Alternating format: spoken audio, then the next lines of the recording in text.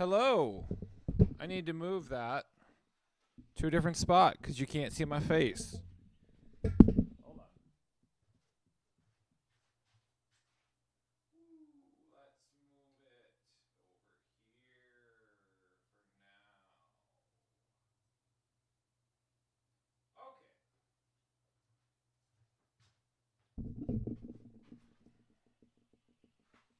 for now. Okay. Okay. We're doing a playfield swap. This isn't going to be the best camera angle, I know. But this is the easiest way for me to do this. So basically, I have two playfields here.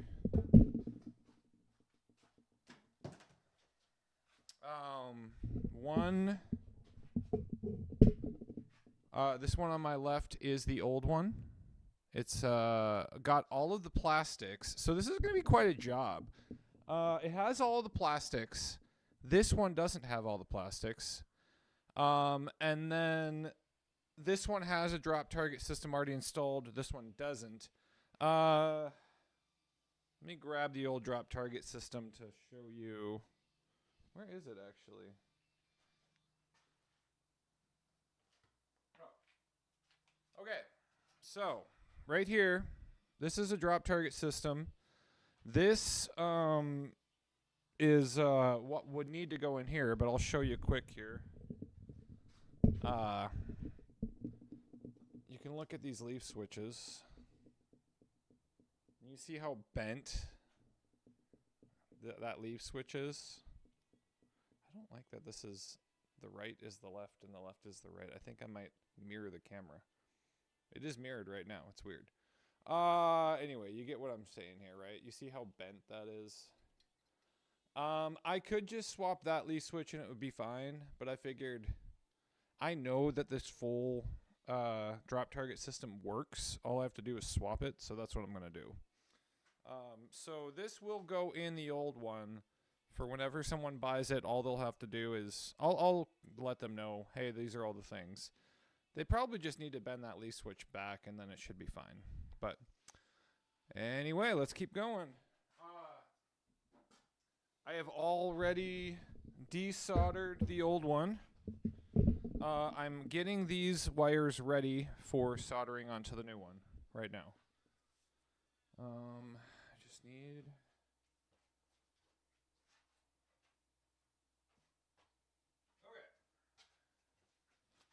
So anyway, it's just a hangout time. We're just chilling. We're doing some fun pinball work. If anybody hops on and wants to chat, hop on and we'll chat. That'll be fun. Okay. So I have a set of orange wires here. Okay, so reminder, just for me, the old one here, it had 1, 2, 3, 4, 5, 6, 7, 8, 9, 10, 11 wires all go to the drop target system. From the right to left, it's on the coils here that resets it. The two the two yellow wires go to the right one. The one black wire goes to the left one. And then it's the orange is the top leaf switch. The orange and white, the red and white are the bottom leaf switch, and then it's the brown in the middle, and then it's the green and white on the left for the 3 drop targets, which I have all those same exact wires right here on the new playfield, which is awesome. So a little bit different of a stream today for everybody. So we're just doing tech work, X's and O's playfield swap. So we're just here to talk. We're here to hang out, have some fun. I like to feel like I'm hanging out with other people while I'm working on pinball. I've been looking forward to a Saturday like this to just have and do whatever the hell I want to do kind of thing. So hopefully by the end of this weekend, we'll have we have 1, 2, 3, 4 fully working pinball machines right now out of the 6. Hopefully we'll have 5 out of the 6 fully working by the end of the weekend here.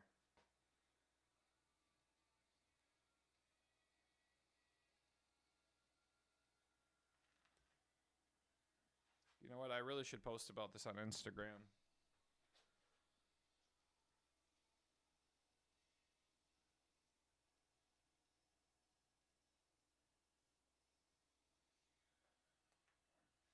I wish I could give you a closer camera look, but I really can't. So we're just kind of hanging out and talking.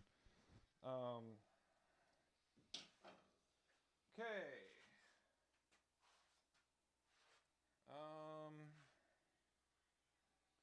It's probably best to twist these together and then solder them together.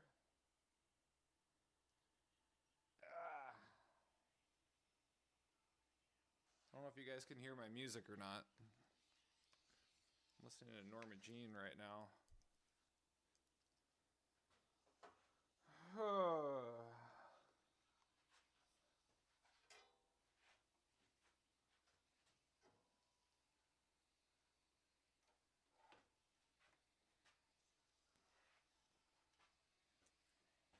So we're going to tin these wires. We do have an ad coming up, by the way.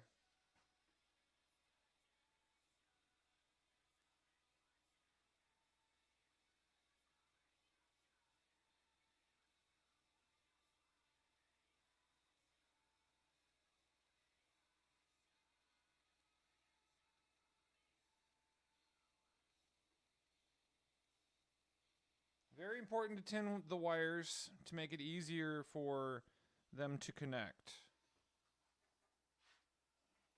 Now, here is kind of the deal though with this project is I don't actually know how much I'm getting myself into because I don't know on this new playfield if all of the things on it work or not. We're going to find out together on stream. So that's kind of cool. Yeah, I should post about this.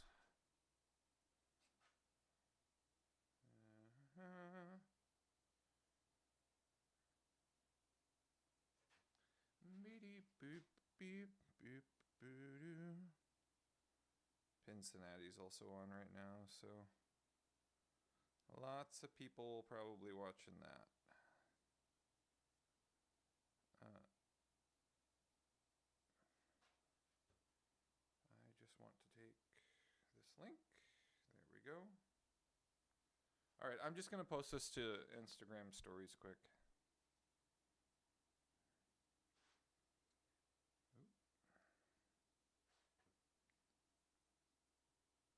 Hey, if you want to watch me do this playfield swap, you can go on to Twitch. We're actually streaming right now. Click the link that you see right there and watch me do this playfield swap. See you there.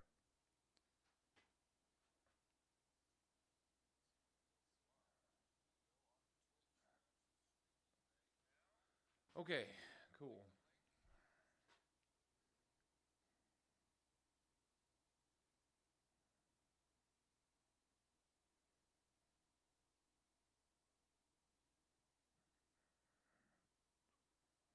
Link. Paste. There we go. All right, that's posted.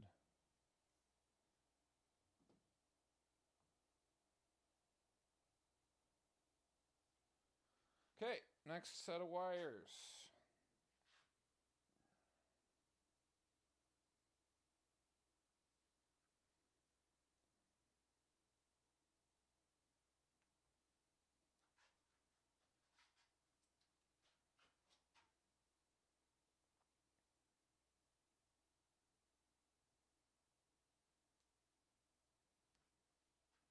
Okay.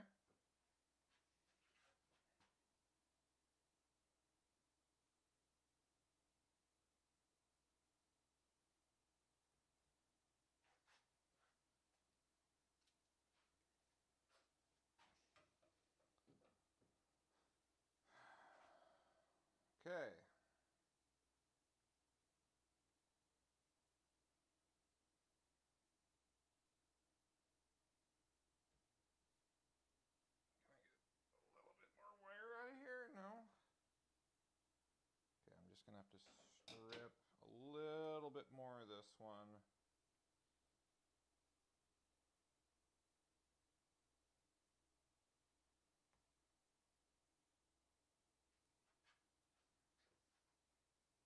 Okay.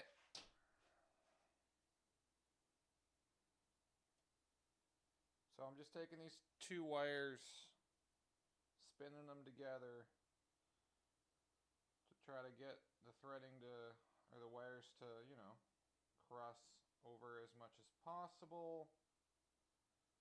And then we solder that all together. And then that becomes our solder joint that you attach to the joint on the drop target. Okay. I'm also running out of solder. I do have more solder, but this is my favorite solder. I just ordered some more though. So I see YouTube chat is now connected. So whoever's on YouTube, your chat can come through.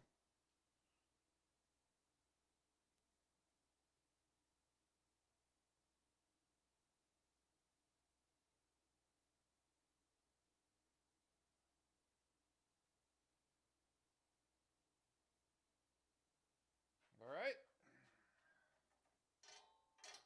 That set is tinned. Next set. The weird brownish green looking ones.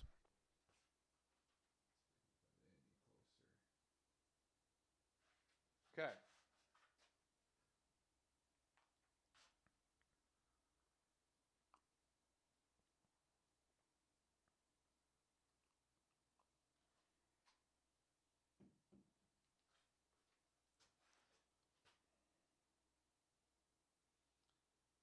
I hope that this wire is going to be long enough because they did snip it. It should be long enough. In worst case scenario, I'm just going to have to get another set of wire and extend it, but it seems like they give enough wire to be able to do the job.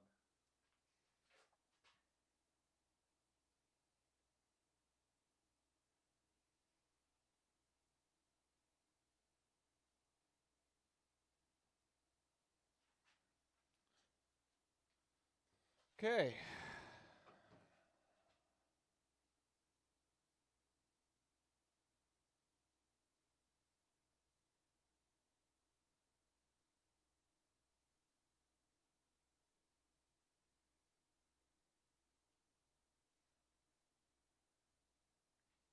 Those are twisted.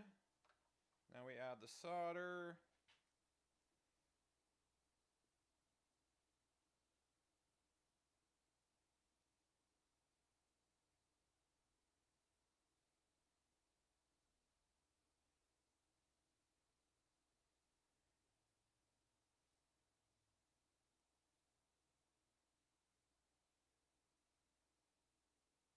And we're tinned.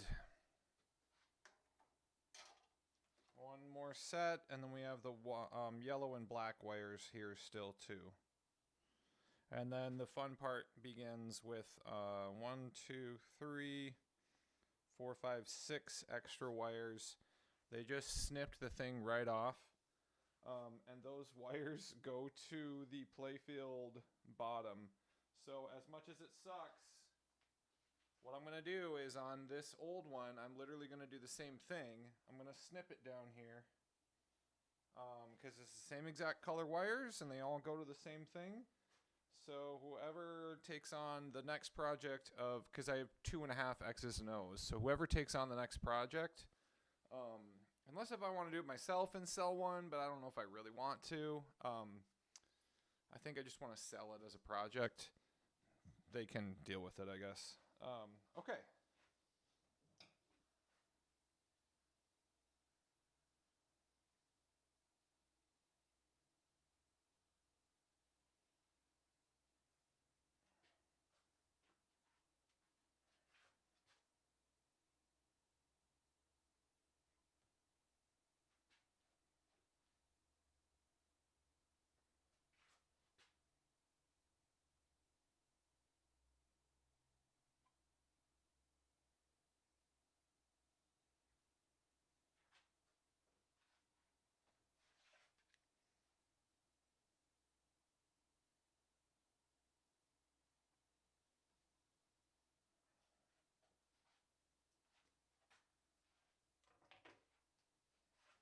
All right, now we twist them again.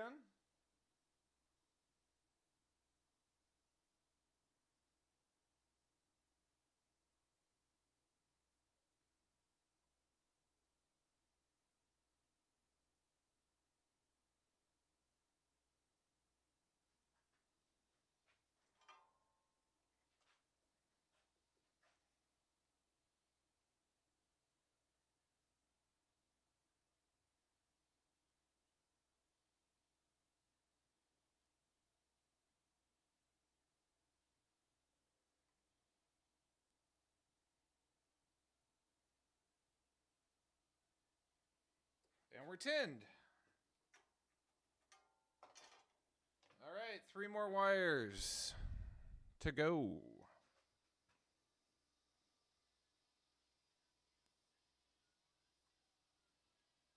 Ideally want them to be the same length. These are much bigger wires.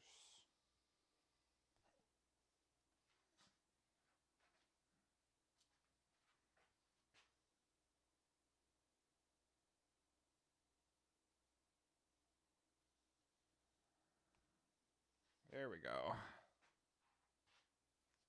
You know, I never really listened to see how well I sound. Hold on.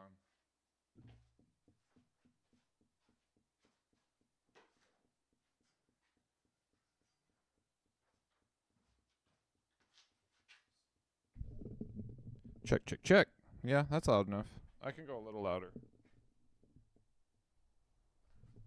Check, check. Hey, there we go.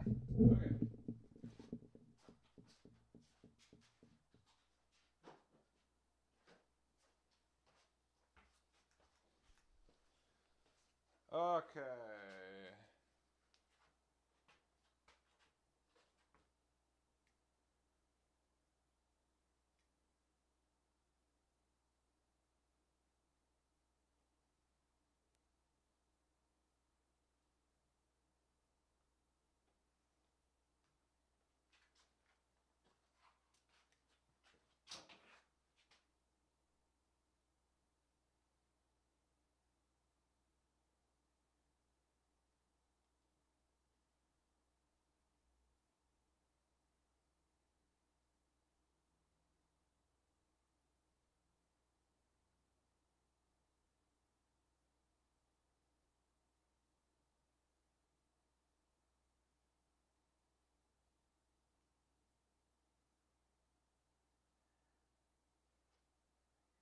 Ah, that's a harder wire to spin. It's a much heavier wire. Okay.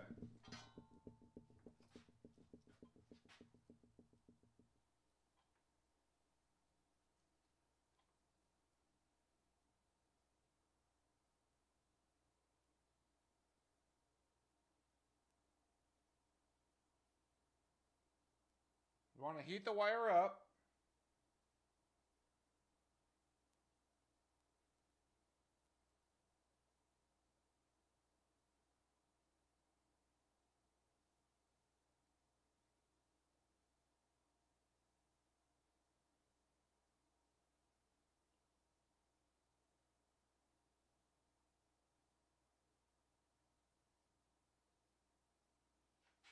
And then add the solder, right?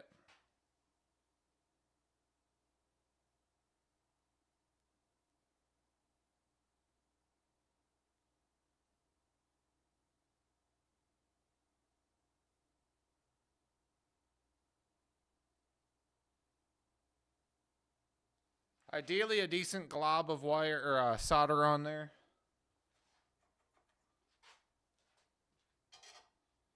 All right, one more.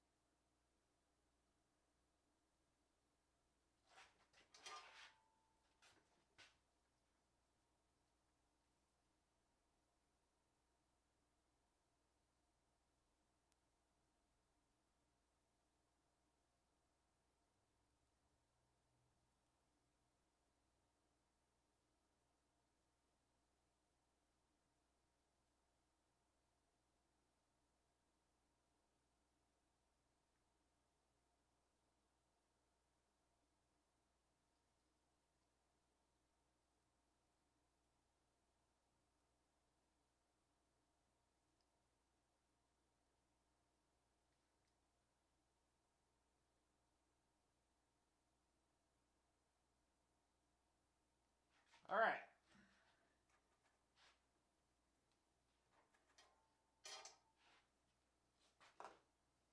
Now let's take the old drop target off. Let me get some nut driver here.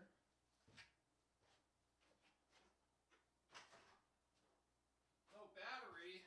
Oh no. Okay.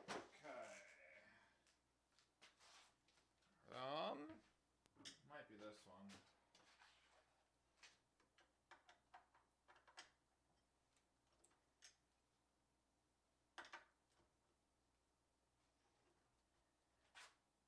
So 4 screws.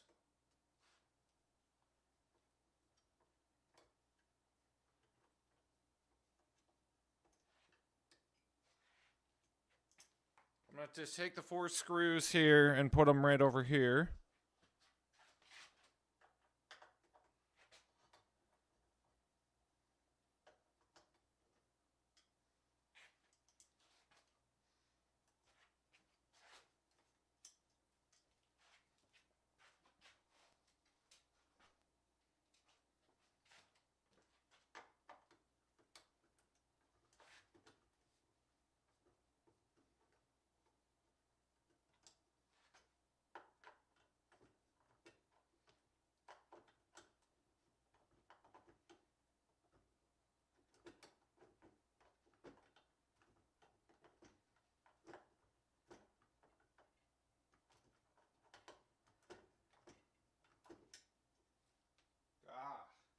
They really like to put that in spots that are hard to hard to unscrew. Sucks.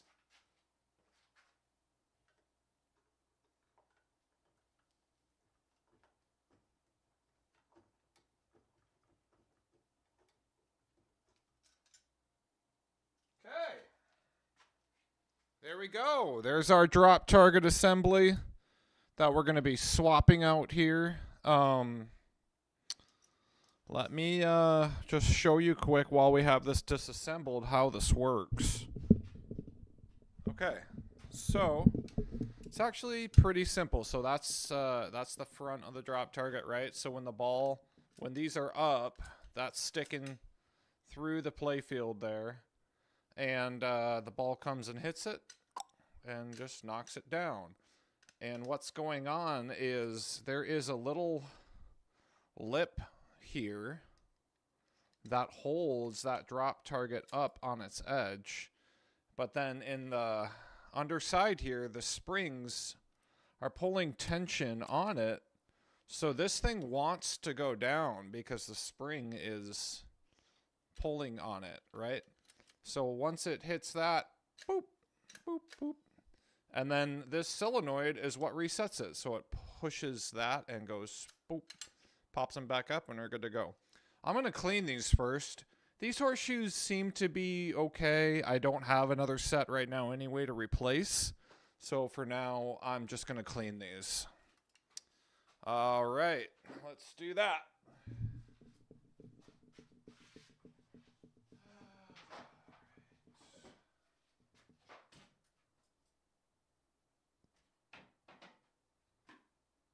Just got some wipes.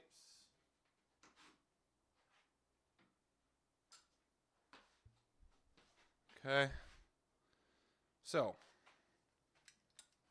just do the best that I can to clean this thing up as much as I can. Try to make it look nice. I mean, it's only going to be at home, so it's not like it has to be,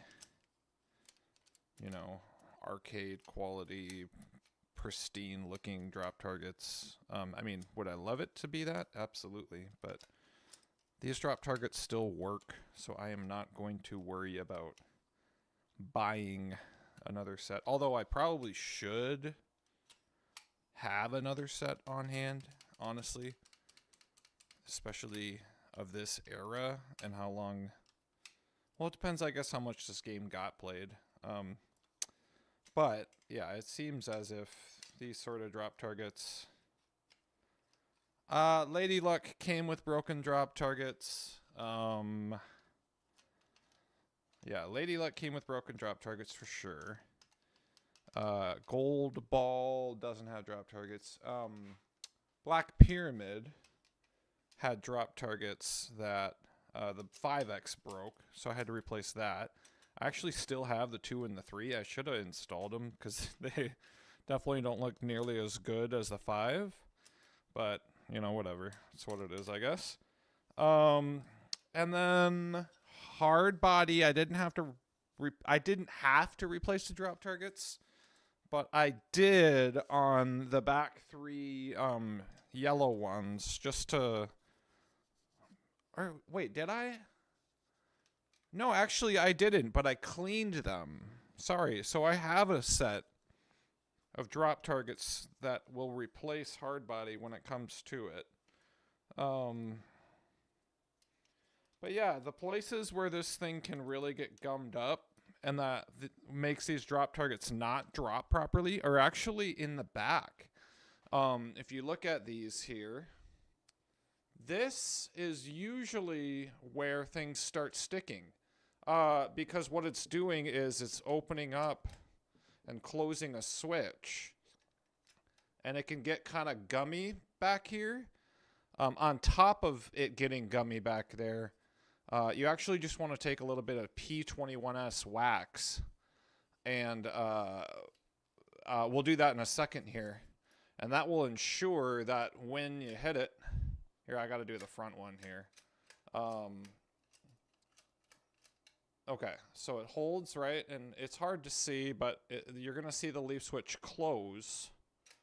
See? That closed the leaf switch. And that's how it registers. Oh, hey, you hit the drop target. So I'm going to take some P21S wax here and wax those spots before we go any further.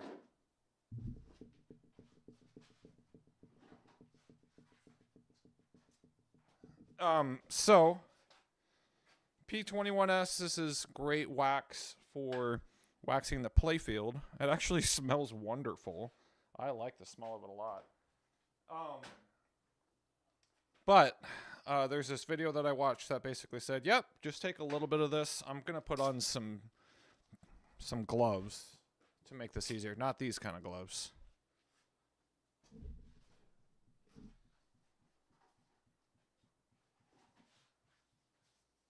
Put on some pizza gloves, right?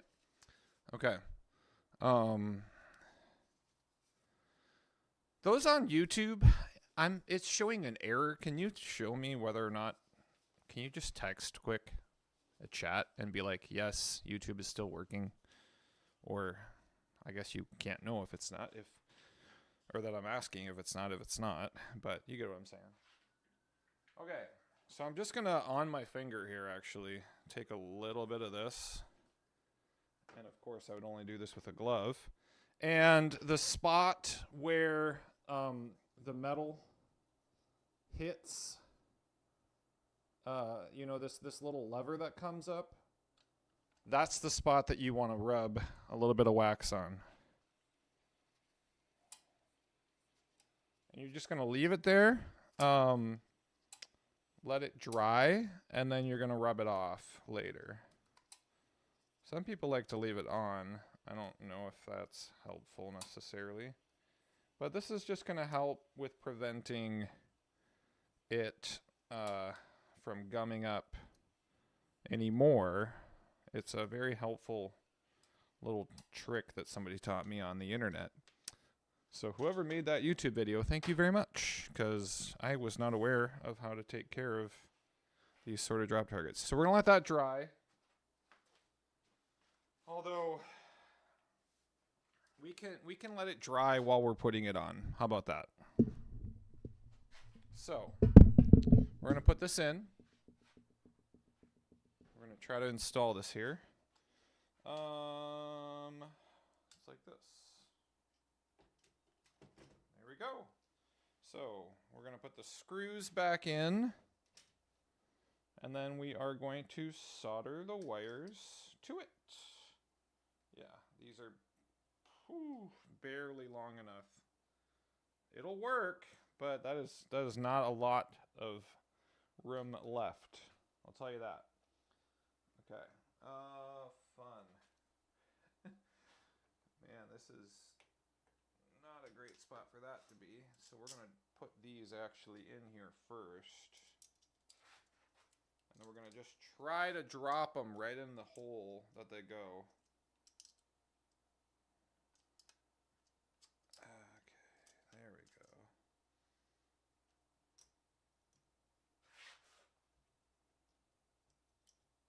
Perfect. I'm just going to get the threading starting.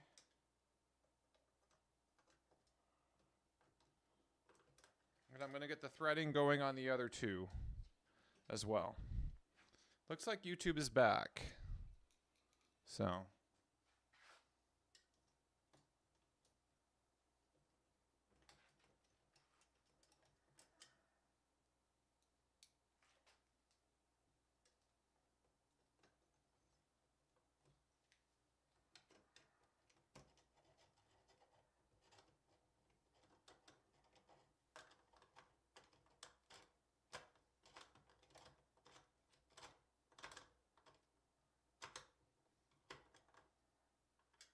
You know what? There's supposed to be a spring on the other side. I just realized. Where'd that other one go?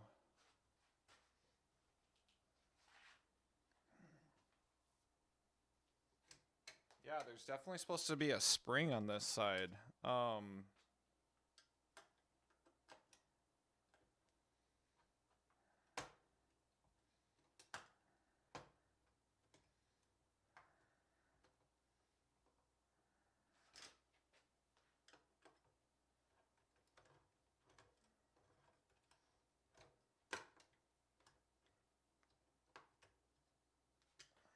Okay.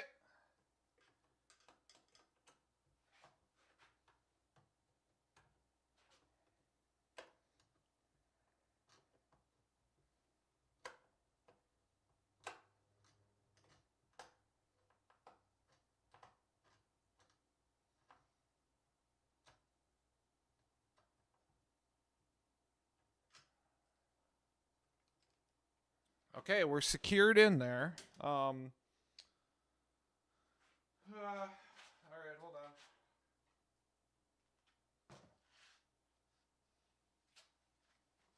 Where did I put the other drop target? I just wanted. Oh, here it is. Well, this one doesn't have a spring either. I'm gonna go look at the last one quick. Hold on.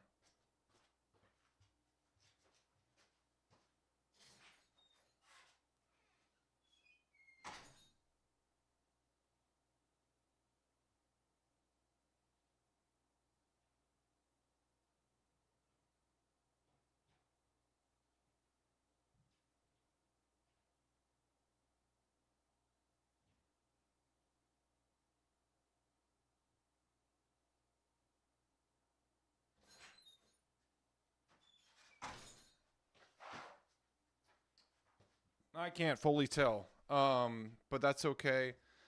It was working. It was popping up on its own, so I think it's fine.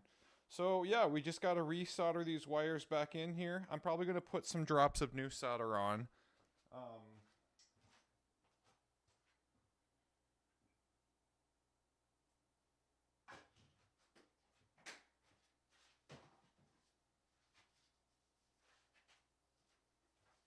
Drops of new solder here to make it easier to connect because you got fresh solder on all the spots.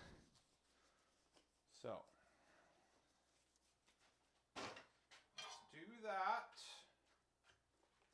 first. Do that first. Okay.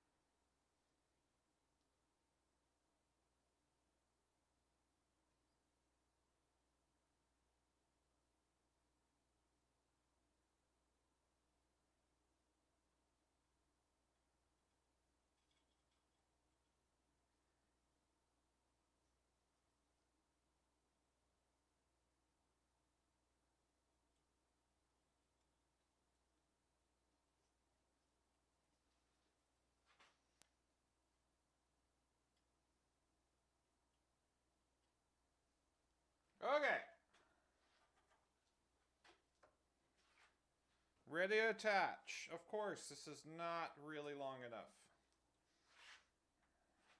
Ah.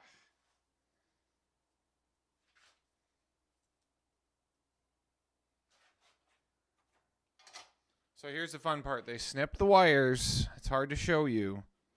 But they snip the wires, and this far one is just not quite far enough long. Like, it's going to be constantly pulling on it, which is not going to be fun.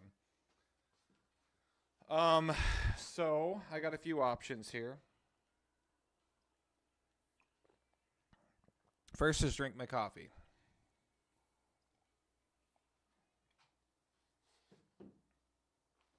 Okay. I could try to trace this wire back out and get it a little bit more length.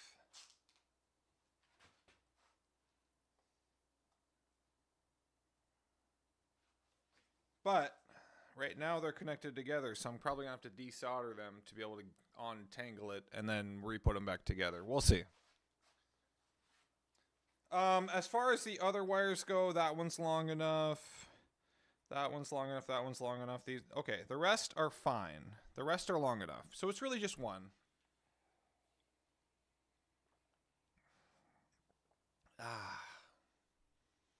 There's nothing like a Saturday with just nothing else to do. I mean, I have stuff later today. My kids have a birthday party. But right now, this is it, baby. It's nice.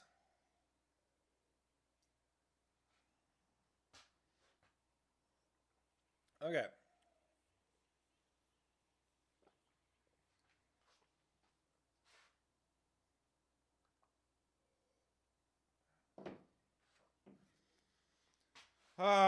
Okay, I should probably get these wires out right now.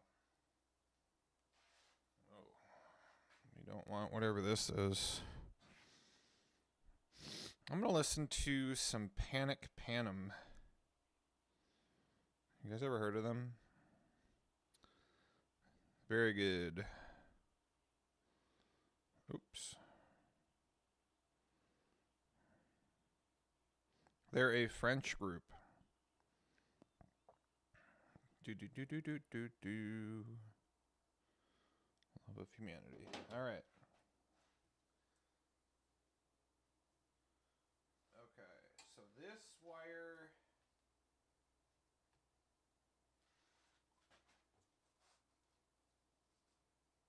I believe.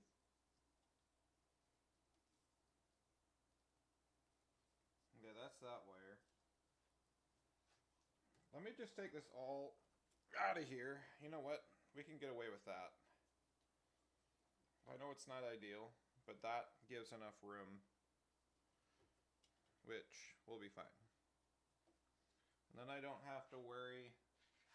Then I don't have to worry about whether or not this has enough length or not. So basically the wire is underneath a piece of plastic here that's holding it in place. It's just a way to like cable secure, but it's still going to be secure enough if I just do this. And I just attach it like that. And then it just won't. I could even move this if I wanted. But I think I'm just going to leave it. We don't need to worry too much about this. Okay, we're just going to do that.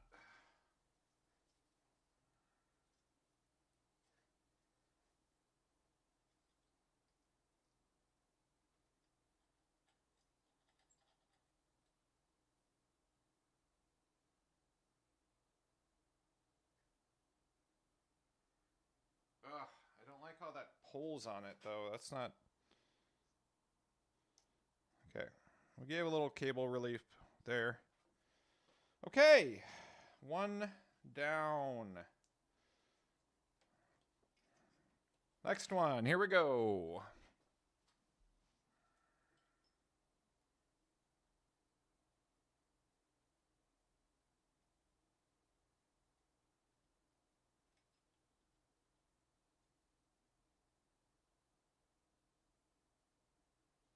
Okay. That one's done. Red on the bottom.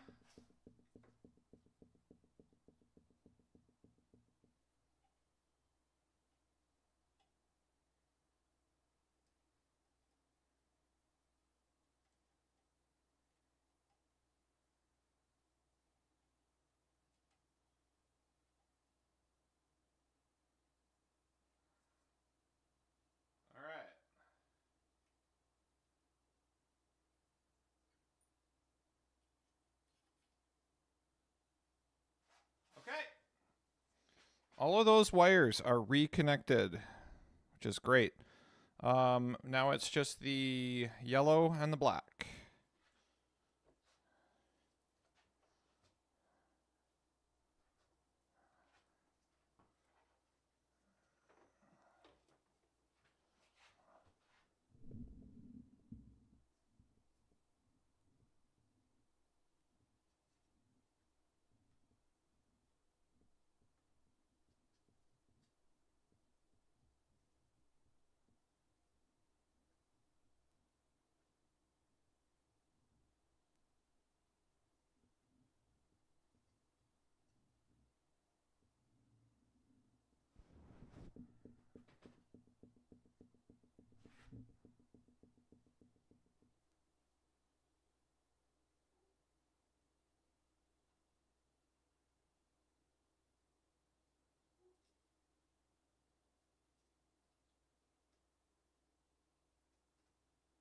Ooh, that's hot. Okay.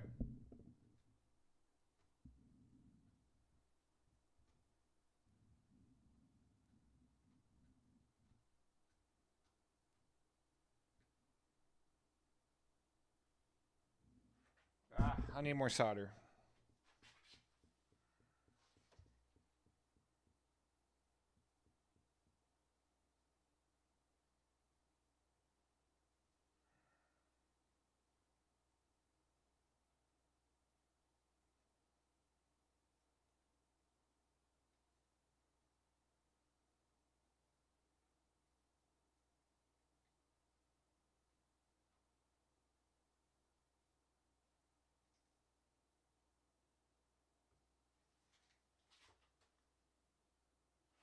It's attached, but I don't feel great. Hey, what's up, Boots? How you doing? It's going good so far. Okay, so I can update you where we're at.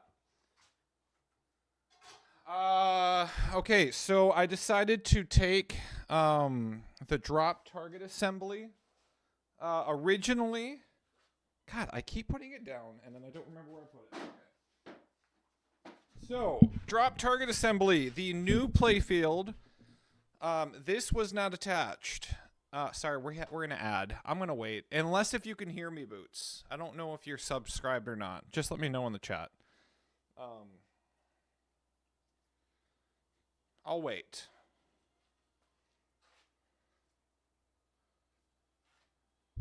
We'll wait.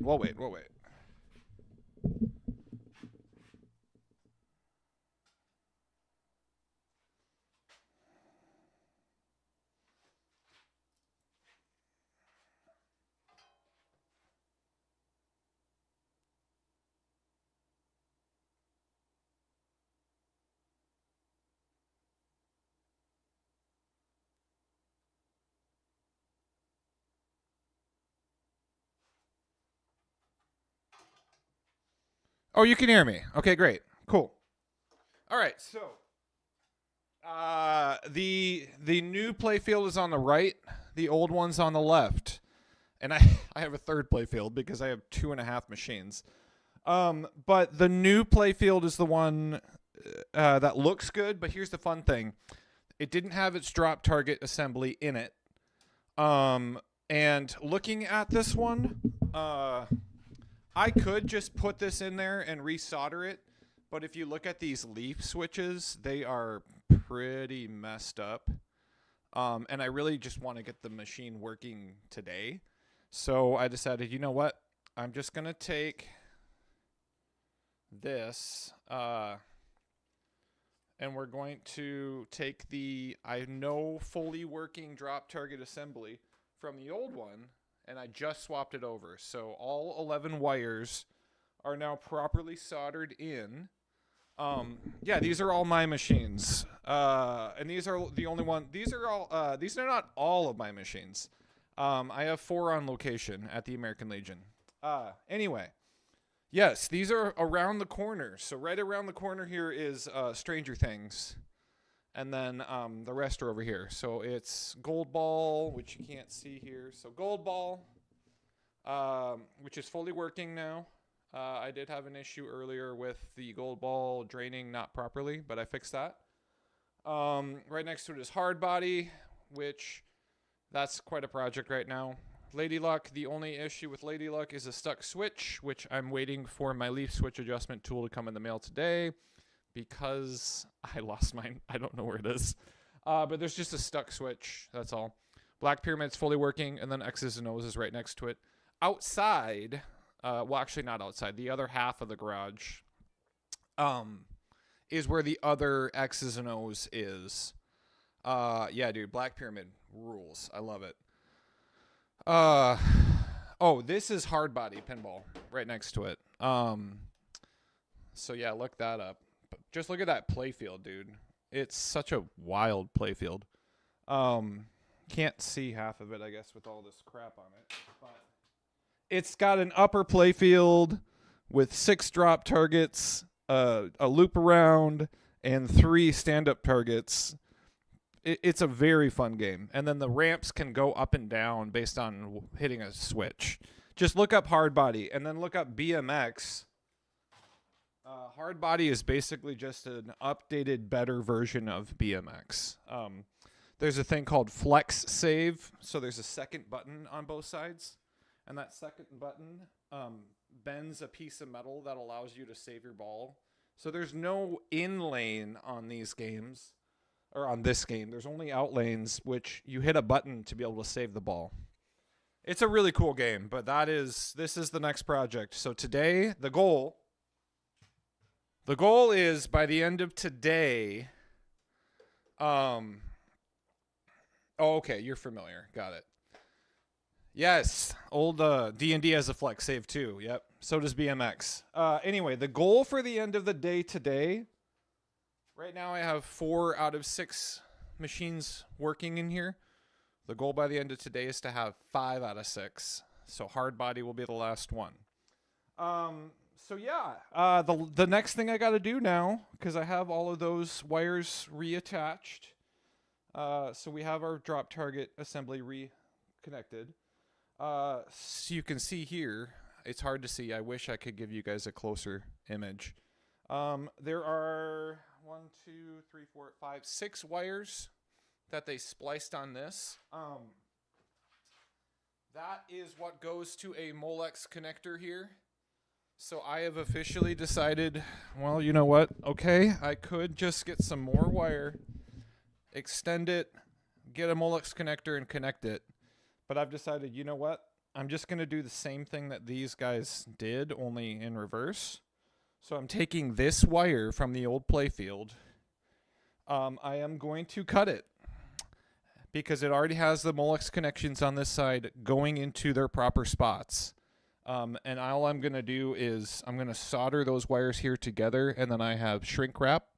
We're going to shrink wrap over the soldered wired connections. And then that's what goes into the base of the playfield. It allows power to process to certain parts of the playfield. So that's the next goal, because we just took care of the drop target. So really, I could probably be done with this in like an hour, because all of the plastics need to be swapped, because this one does not have any plastics. So we got to take all the plastics from the left one and put it on the right.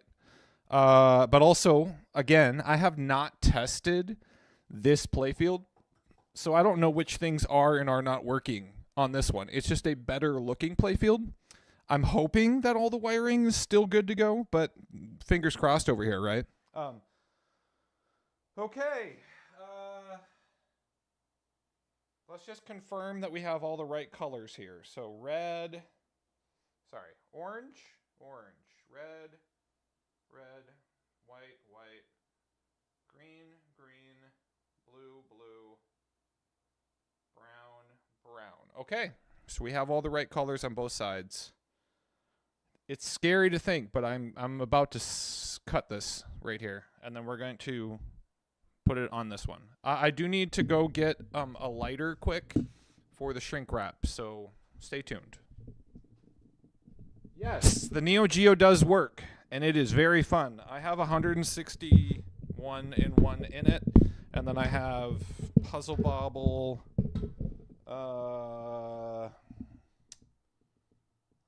What else? Samurai Showdown 2, 3. Windjammers and Magician's Lord. And it's a 4 slot, so I can swap out. Yeah, dude, very ambitious today. I've been wanting to get this project done for like a couple months now, and I'm just like, you know what? I got the time. This really isn't that hard of a project as long as everything works. But yeah, hopefully by the end of the day, we're going to have a 5th fully working pinball machine in the room here. So let me just go get a lighter for the shrink wrap, and I'll be right back.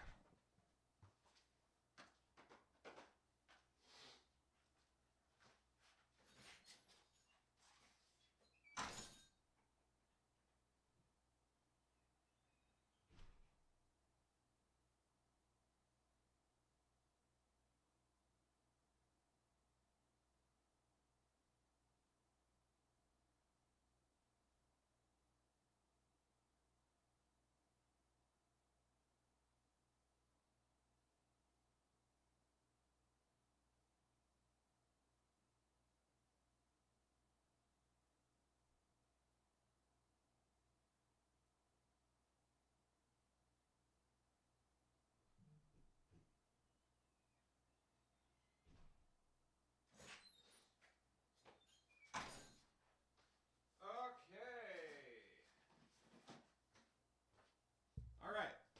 Oh, this is scary, but we're about to do this. We're going to cut the wire.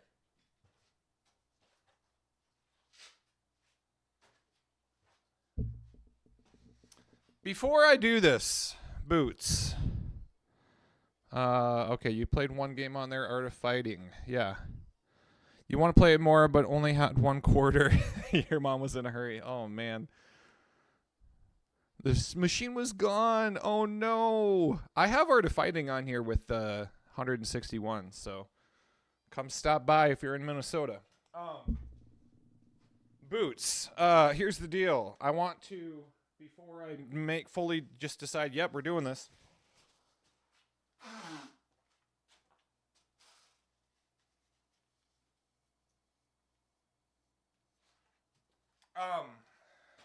I want you to give your say into whether or not this is a bad idea.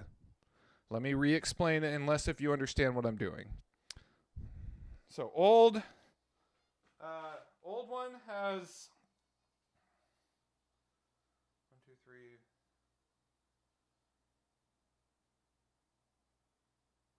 6 wires that goes to a Molex connector. This is what goes into the base of the machine to allow, I don't know what it powers, but it allows 6 lines of power somehow. The new one, they snipped that, right? Just to make it easier to pull it out of the playfield, which makes no sense to me. So I'm deciding whether or not, A, the easier route for me right now and today is to just cut this wire on the old one that already has the Molex connector. And then all I'm doing is splicing it into this so that I can run that to the base of the machine. And that's all that needs to be done, unless if there's more issues that pop up. The other option I could do is get 6 sets of wire, extend that, and then also get a Molex connector and repin all of those wires. It's a lot more work, but it still preserves the old playfield more. It's less work that needs to be done down the road for whoever else wants to do a restoration, but I just figured, I'm like, listen, I'm just gonna how difficult would it be? It's not really hard, but like I have done other repinning of boards before. On Lady Luck I had to do it. But it's just more the fact that like this is already here for me. So it's solving my problem, but it is making it potentially a little harder to sell the rest of the parts down the road. Unless if I decide to fix, yeah, you know what? I guess if I want, I can just decide to fix this down the road. All right, I'm just going to cut it. I'm cutting it. We're doing it right now. Here it goes. Okay. So there is about Yeah, a little less than a hand width length off of that.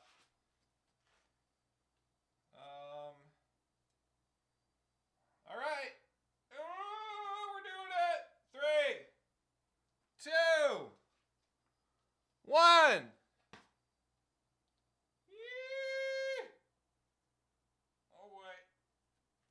We did it.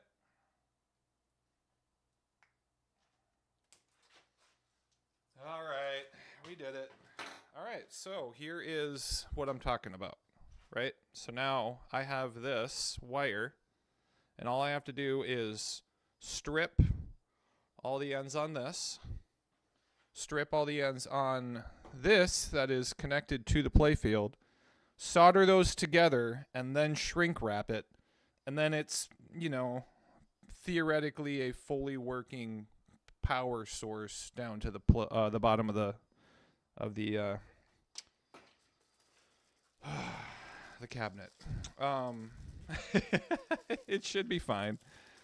I know it's scary, but hey, this whole thing was a project. I knew. Okay, I'm gonna reason. I usually don't say a lot about this, but I got this whole project for $700. 2 fully populated machines with some working parts, some non-working parts. The playfield's trashed, and then this third playfield that looks way nicer.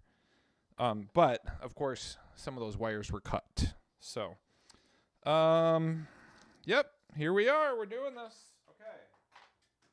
So I need to get enough. Well, I guess first we're just gonna strip these wires enough. So I don't know how long they need to be, but they need to be long enough to be able to twist together on both sides. So always crossing those fingers, right?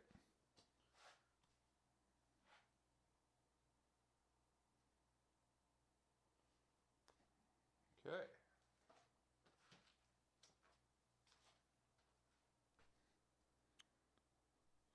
Yeah, I mean, I guess when you really just break it down, if you just break it, like, at first when I looked at this, I was like, yeah, all 3 of it for $700. Yeah, it was crazy. Originally, it was just going to be one of them for $500, and then he was like, well, I have a second one and another fully populated playfield, and I'm like, how much? And he's like, $700. He just wanted to get rid of them. I mean, this is work. This is definitely like work. But to be honest, I actually really enjoy doing this. It's very soothing to me. I also really like streaming it because then I'm motivated to be like, all right, we are on stream. We have to make this happen. Like, we got to get this done.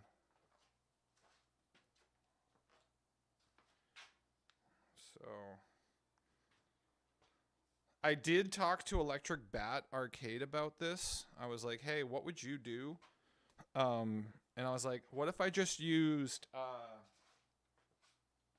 I asked them, should I just use wire nuts and then like wire nut this to that? And they're like, no, don't do that.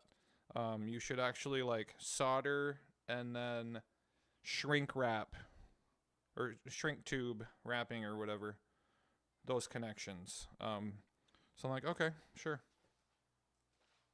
So I mean, I've had to invest in some more parts, right? Did you start with the stream started? Yeah, so I started maybe 30 minutes before the stream, and then I was like, I got this extra camera I can just set up. It's not going to be the best angle for you guys to really see everything, but I was like, hey, at least I've got someone to talk to while doing this. So I like to do projects with other people, and this makes it feel at least like I'm doing it with other people. So I just feel like I get the job done a lot better. So, okay, there's my 6 wires. Oop. Those are my 6 wires. What I need to do is get these, and then I need to do the same thing on the other end here. I need to splice these, or strip these wires. and then twist them together, solder it, but I got to make sure that I have shrink wrapping on one side first, because if you don't do that before you solder it, then that goes away, right? Like, you're not going to have shrink wrap. So, really, when you think about it, it's not that hard of a project. It's 11 wires that needed to be resoldered here. I did that in like 45 minutes. And then it's 6 wires here that need to be soldered together. So it's really not that hard, especially if you're comfortable with soldering. So no idea about the tech side of things. I just love playing the machines. Yeah. I appreciate it, Boots. Thanks for hanging out. Hopefully we'll get it up and running. Have you ever played X's and O's? It's a cool game.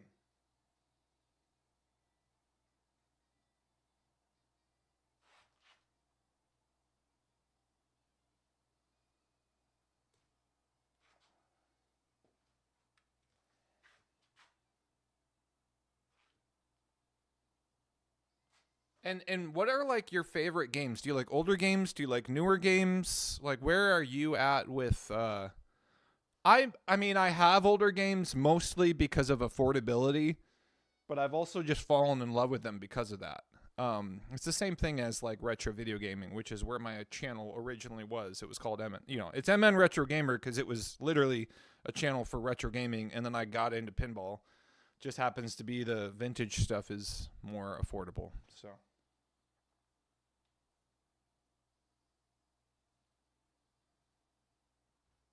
And it's a really good way to learn about pinball, because the parts are all just kind of there, right?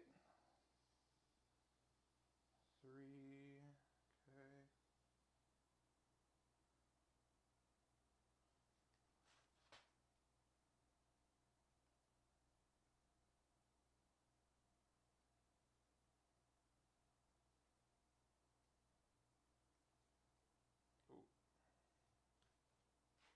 4.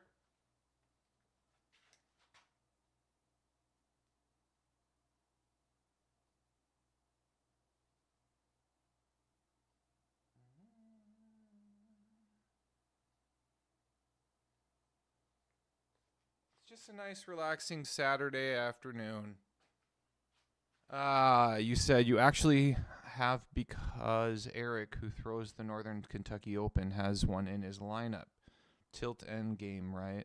And there's a saucer right in the mid playfield, right in the center. No, not on X's and O's.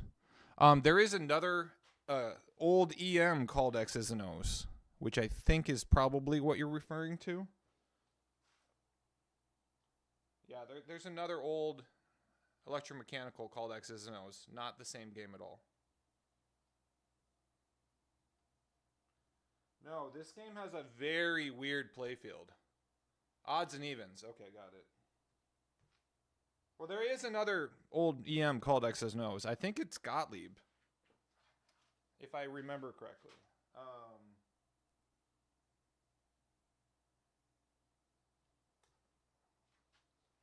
Okay. Well, all 6 are done here. So what I'm going to try to do, we got to find the right shrink tube size for it to, probably this one, I'm guessing.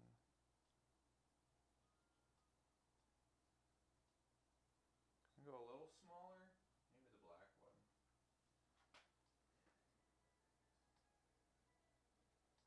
Yeah, we might be able to go even one more. Green one. Let's try that. Yeah, that's a good one. Okay. I just need to cut this because it needs to be, probably just cut this in half. That's probably enough length.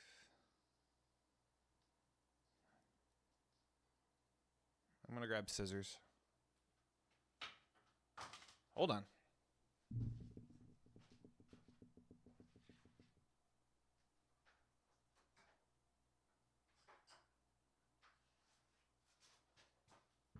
Okay. You've played X's and O's at the Pinball Museum. Got it.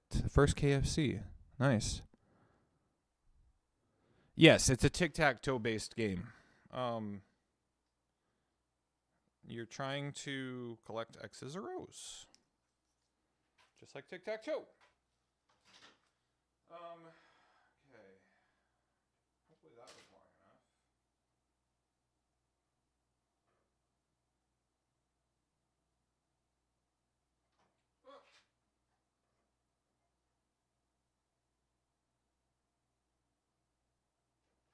Interesting part about this is the green wires are a different color wire, different colored green, but I am presuming all of these, I'm sure hoping all of these wires are going to the same thing.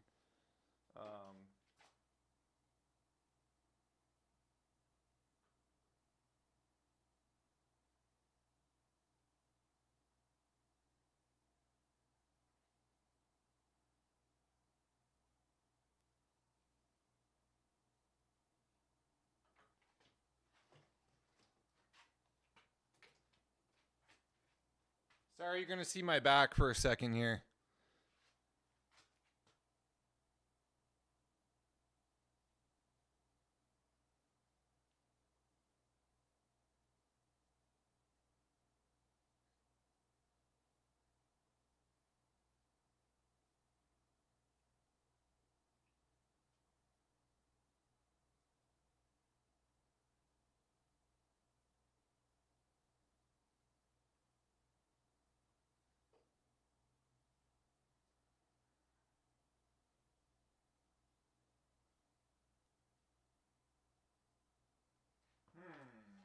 How am I going to do this?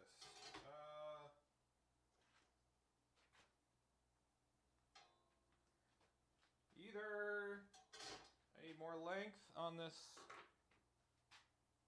cable, which might be a good idea. Yeah, I'm gonna do a little bit more, so I can twist it a little better. That's what I'm gonna do here.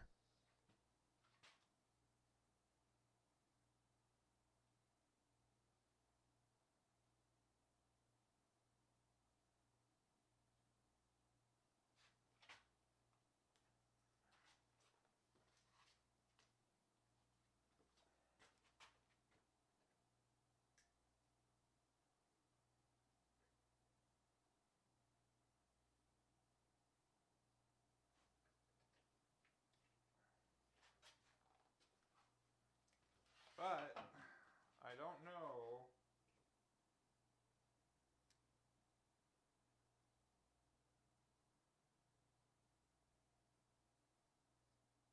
Yeah, I'm not gonna do. I'm gonna do a full length tube here.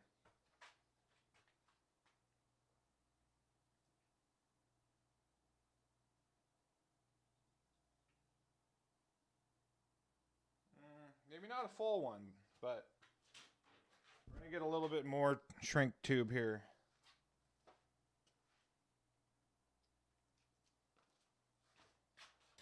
Okay.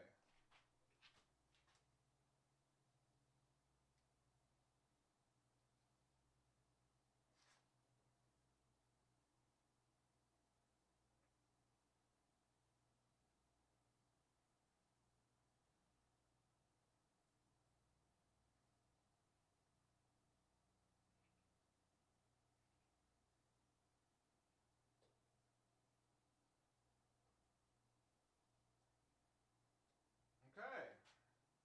I like how that twisted. After discovering Godzilla, you're on a mission to see how many other games had been manufactured while you're away. That was on Godzilla's level. That was the summer of 22. That's awesome. Okay, so you're saying, shoot, I missed some of your. Hold on.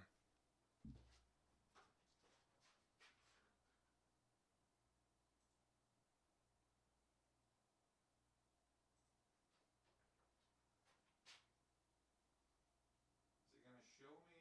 Okay. All right, now I can look at the rest of your chat here.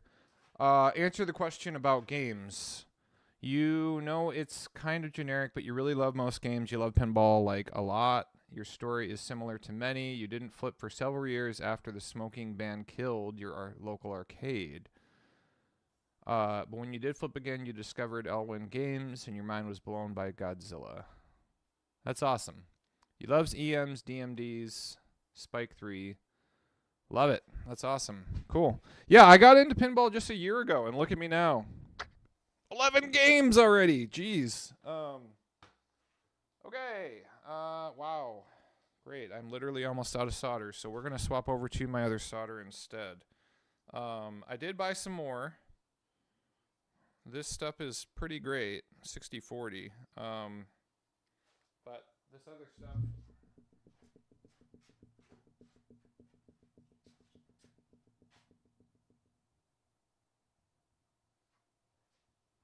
This other stuff is good too. Yeah, dude. I mean, I've been a gamer all my life. Been into retro video gaming, and I feel like I built a lot of reflex skills from that. Retro video games really force you to like have to be good at reflexes.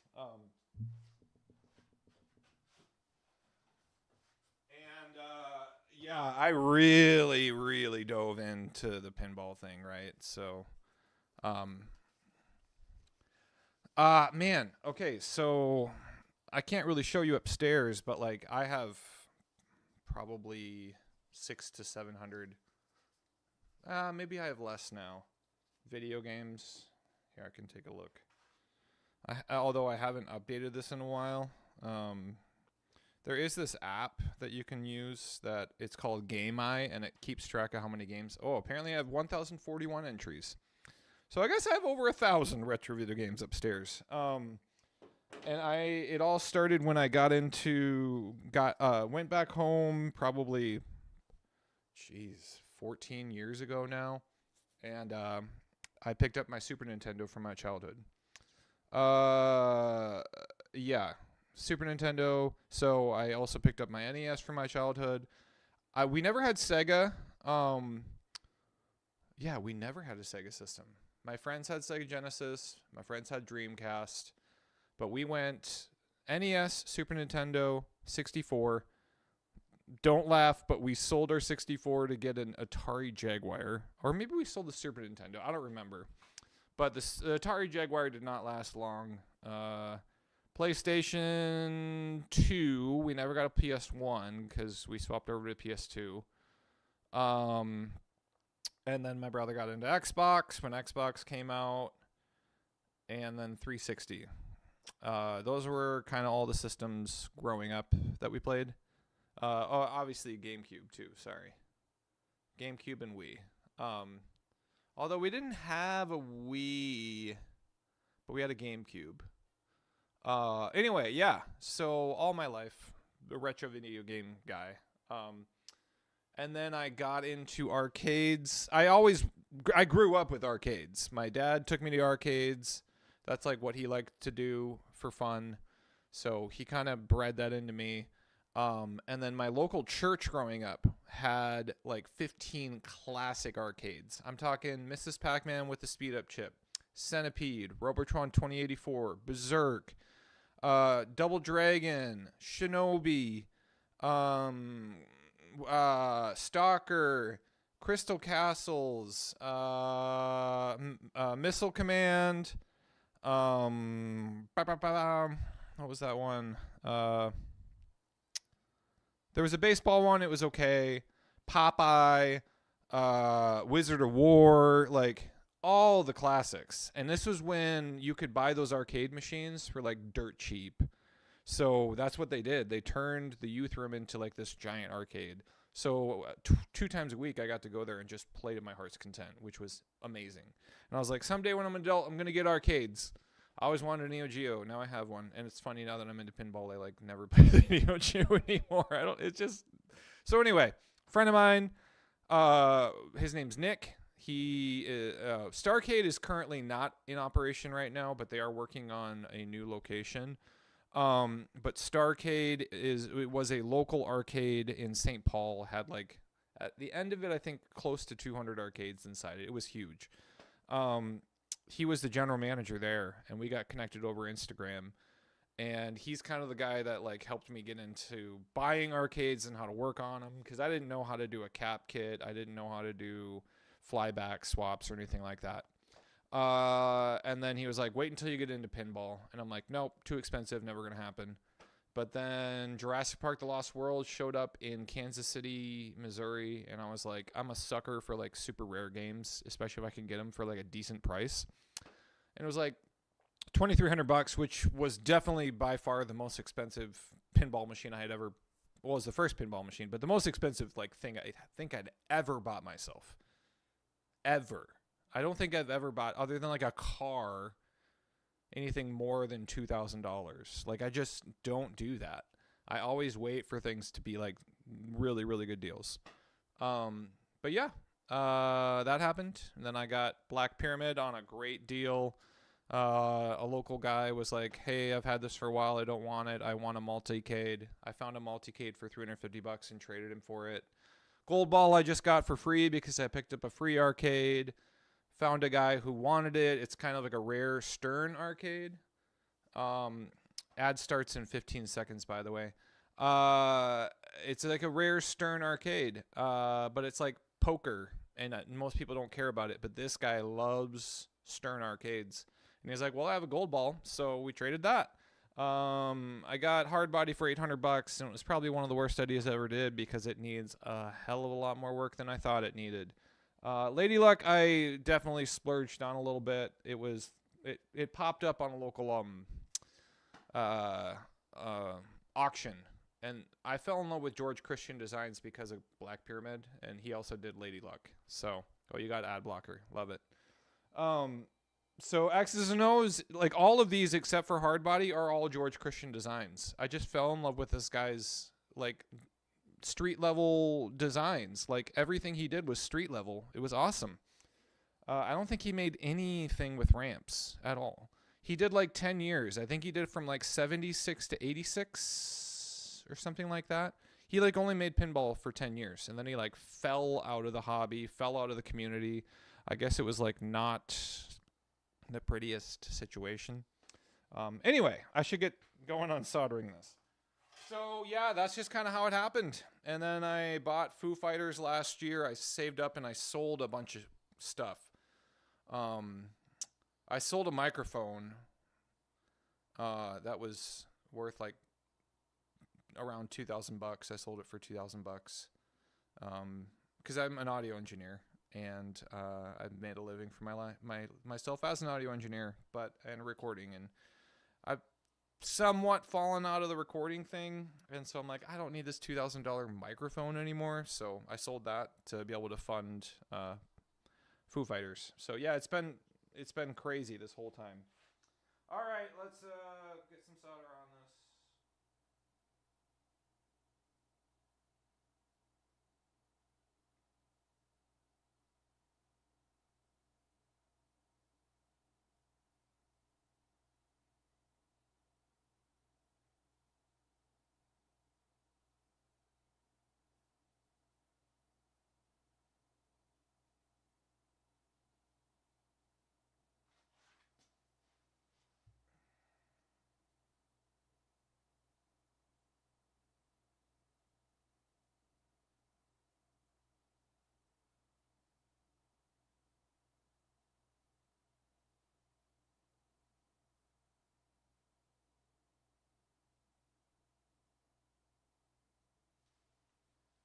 That looks good to me.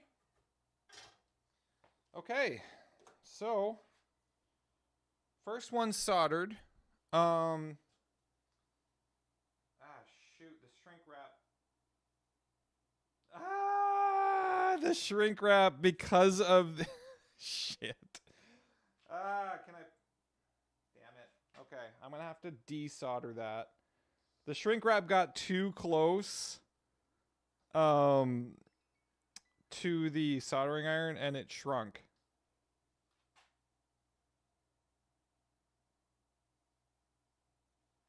That's fun. Okay, so I'm gonna have to desolder that.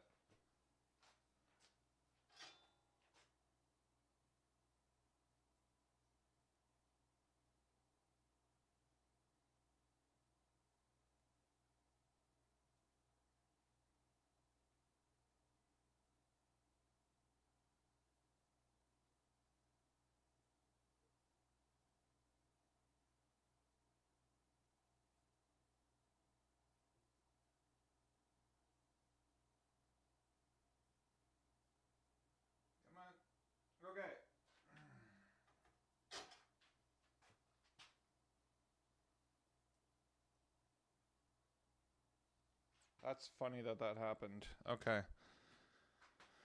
Okay.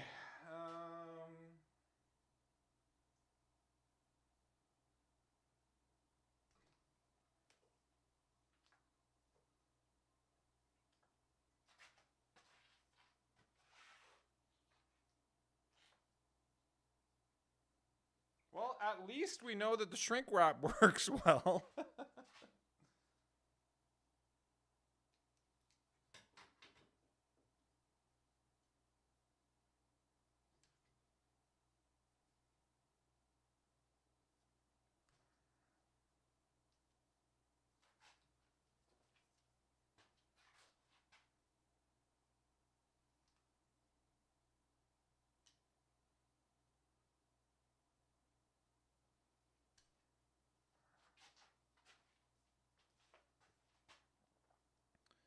Okay.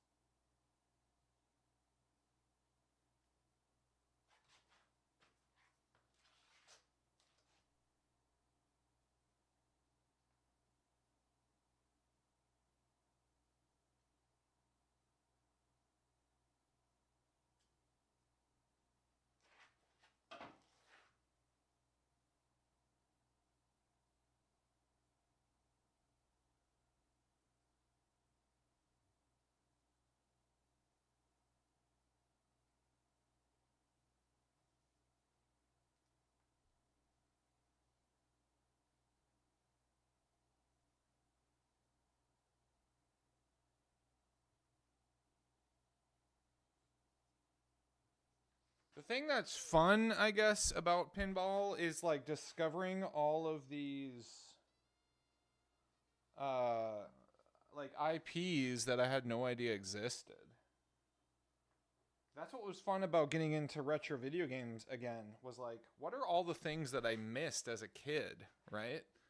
And now I get to just do that all over again with way more expensive hardware.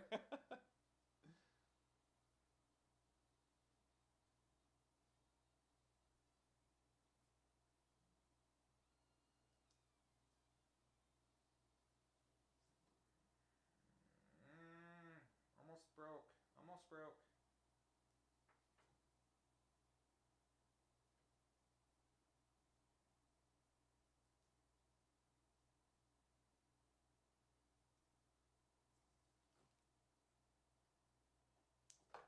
Got it.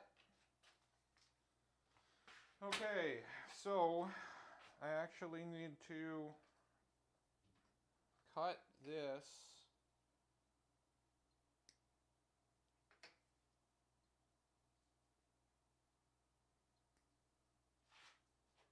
cable wrap.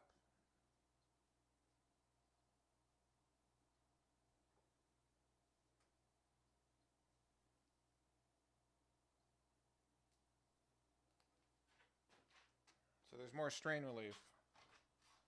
Okay, let's try that again for the third time.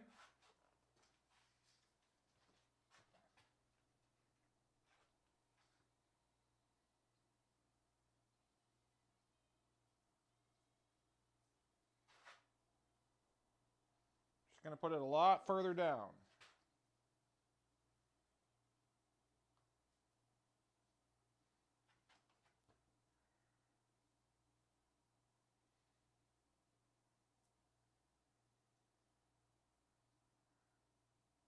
Thing that sucks about that now is these wires, because there's solder all over them, it makes it a lot harder to spin it.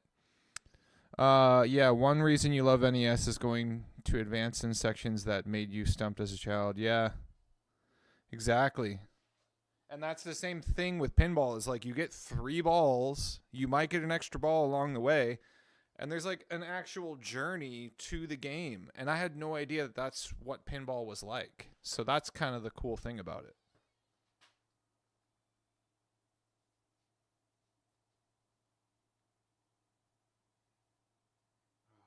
Man, this does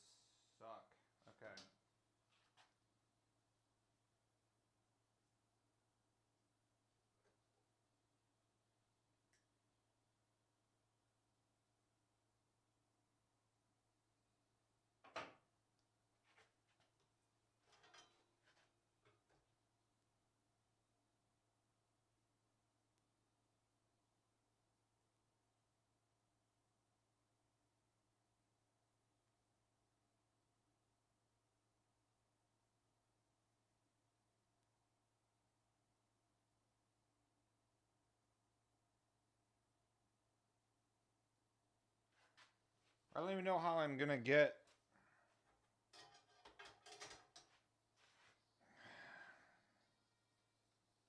I don't know how I'm gonna do this without like splicing the end and restarting here. Um,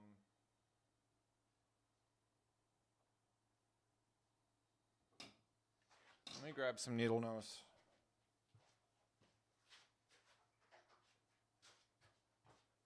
Okay, let's try that again, I guess.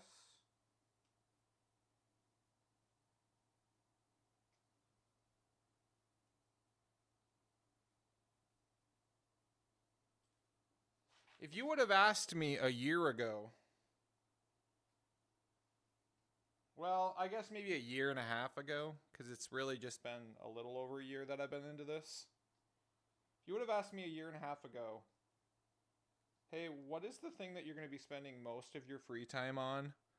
I would have not said pinball, and I would not have said you also will in a year own 11 pinball machines. Um, yeah, once you realize that pinball had like modes, what you call levels in NES, objectives, final boss levels, wizard modes, extra lives. Yeah, it's a lot of the same stuff. Remember when we were really young and there was so much mystery wrapped up in pinball? Yes. But also, to be honest, I didn't really understand pinball as a kid. I literally just thought it was keep the ball going and you get points. So it wasn't until becoming an adult that I realized, oh, this is like the same thing that I loved as a kid, only in a physical form with a ball that moves around. Sign me up. That sounds awesome. Uh Yes, there is a thing, about how are they getting so many points and how am I not. But that didn't spark for me until an adult.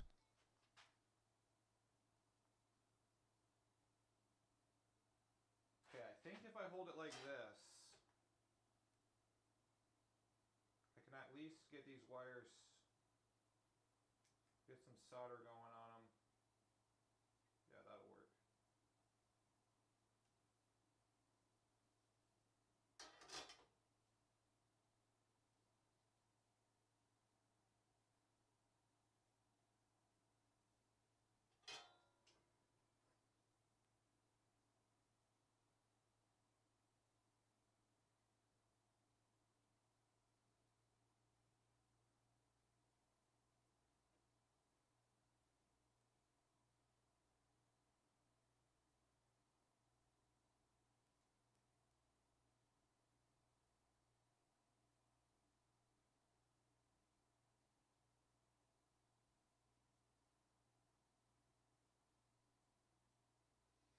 And then there's like also a part of me as a kid that loved taking things apart.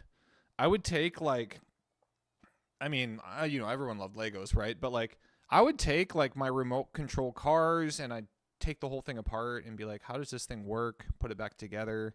Sometimes I'd like take the motor out of it and just attach it to a battery and just see that thing spin. Like, there was a discovery part of that I like loved that is being re-sparked again in pinball. So, you knew that there were tips and tricks and secrets, but pre-internet you had no clue. Part of the journey for you was learning about all of the things that was so mysterious. Yeah, absolutely. Oh man, I just broke it.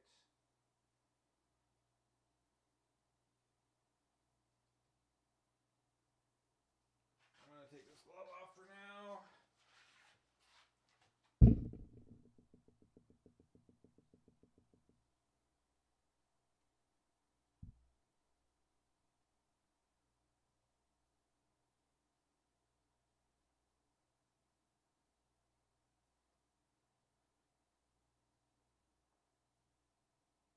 Boots, do you pretty much only watch pinball content on Twitch?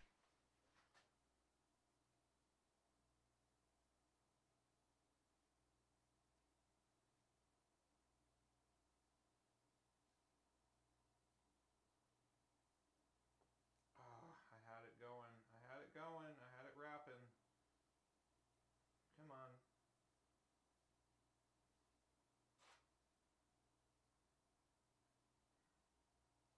Oh, this is so much. do now that there's solder on these wires, but I think I just got it.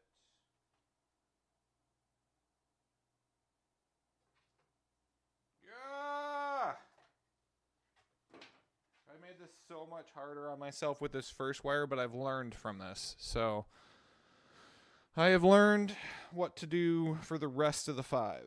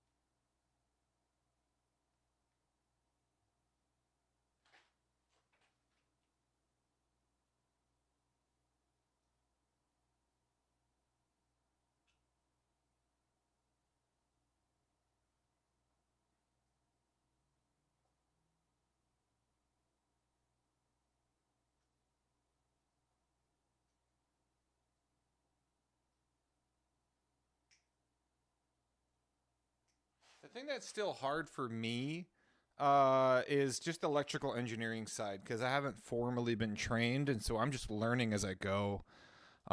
Twitch actually played its part in helping you rediscover your passion for pinball. Nice. You're watching a pinball documentary about that Robert Gagno. That is the coolest documentary ever. Yeah, yeah. It's such a good documentary. That thing about Robert Gagno. I've watched it like 5 times. It's fascinating.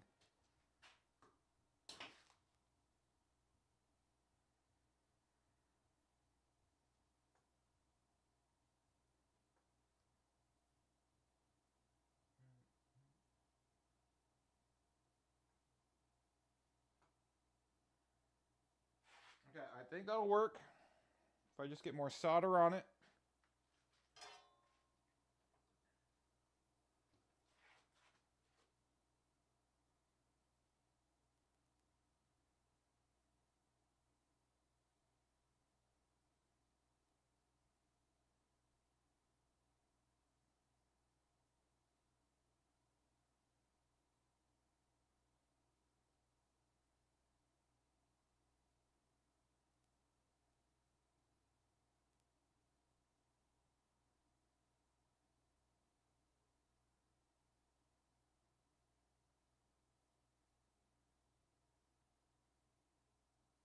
Okay. It's at least attached. Okay, and they were talking about speed run. Once you discovered there was a pinball category, you soon found laser LOS, and that's when you realized there were people who loved pinball and were really good at it. Were more similar to you than Robert was. Sure, yeah. I mean, he's an autistic person. I believe that's probably what you're referencing.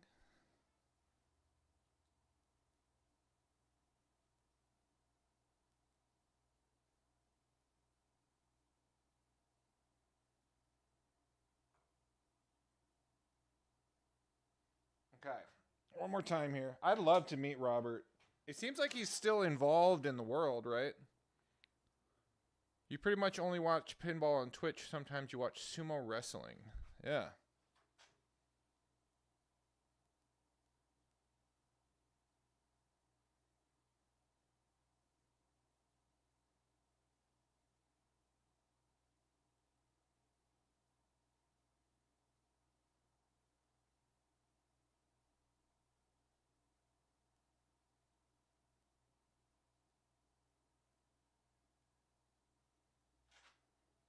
Is there a sumo wrestling category? He still competes. Cool. Is there a sumo wrestling category on Twitch?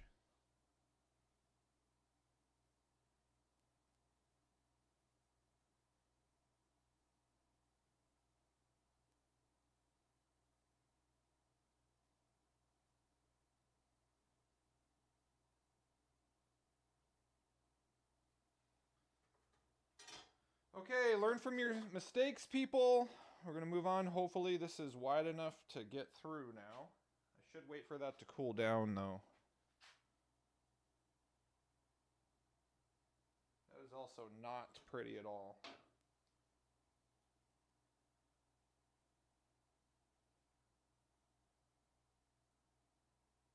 But it'll work.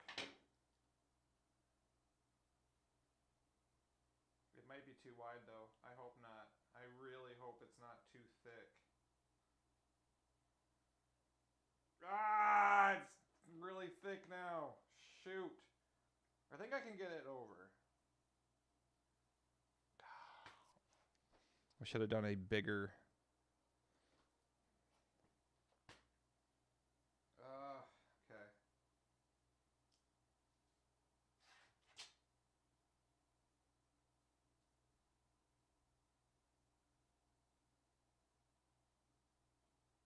Can I get it over?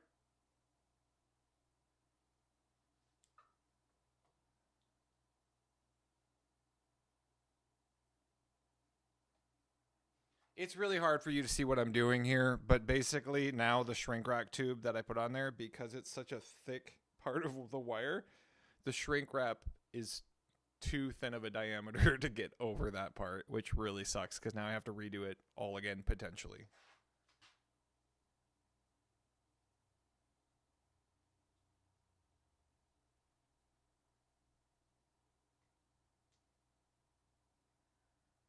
Ah, yeah.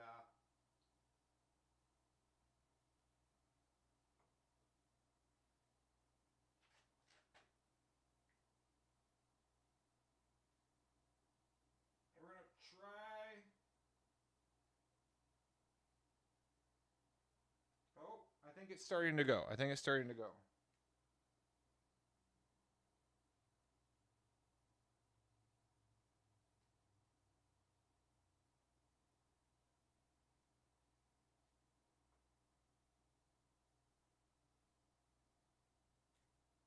Okay, it's starting to rip, but there's enough length that I think we'll be fine on this one.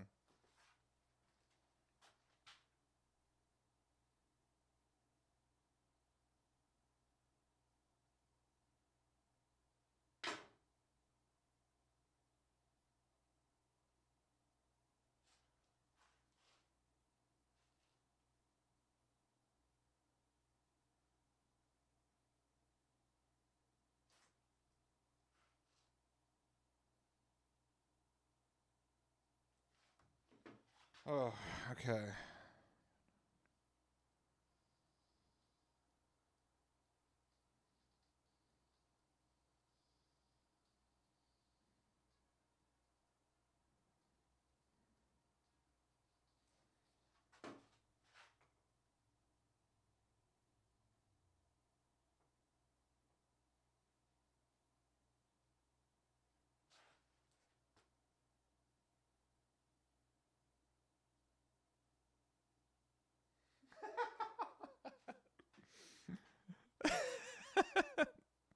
My friend Dusty, I just bought a rotisserie and I haven't put it together yet. He's another guy that streams, and he was like, "Did you get your rotisserie yet?" And I was like, "Yeah, you need it." And he said, "No, I don't care about putting a playfield on it. I just want to attach one to one of us and spin each other around like a chicken getting cooked." That's pretty funny. Okay. Come on. You know that you want to come.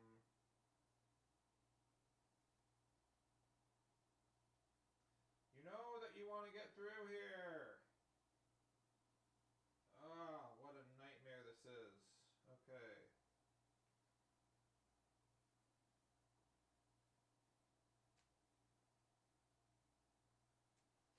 It's starting to come, but man.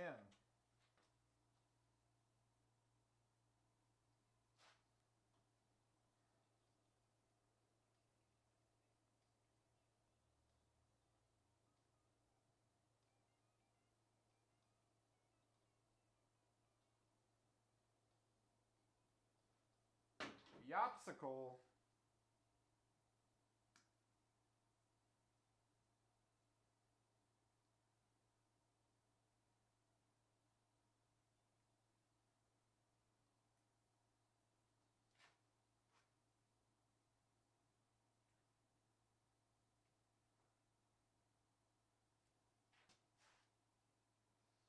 My fingies hurt. Okay.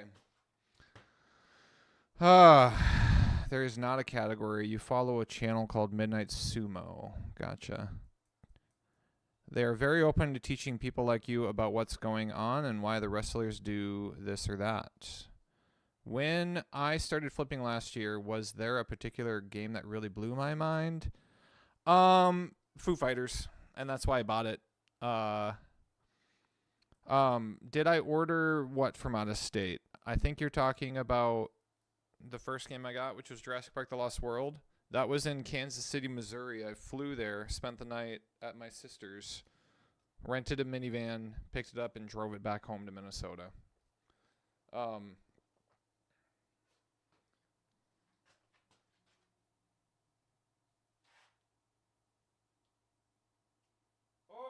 it's about to go. Come on.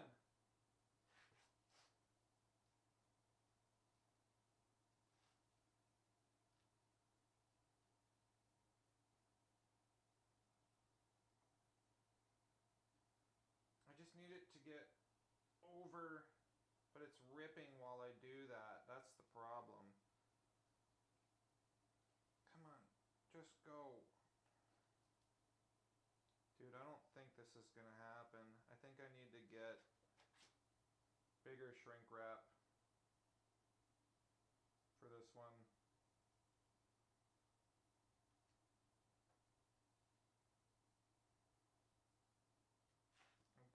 I don't think it's gonna come. Ah, it just keeps ripping.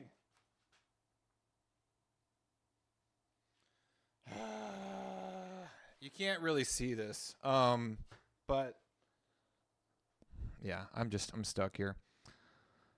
Foo Fighters rules, yes. Oh, the rotisserie. That might be the one that I bought. Because the guy I think was from Kentucky. You're talking about like a pinball rotisserie, right? It's the guy who Carrie Hardy made a video about it. I met this person at Expo, whoever it was. Okay, well, fun. Oh, hold on. I might be able to twist this. No, it's just getting caught up. Yeah. Okay. Cool. So I have to undo this again, which sucks. This really sucks that I got to do this. Dent. I can look it up here. Hold on. I have it right over here. I haven't assembled it yet. It came in a box. Okay. So green is too small to be able to do this. I need a thicker tube than green. Come on, shrink wrap, get off.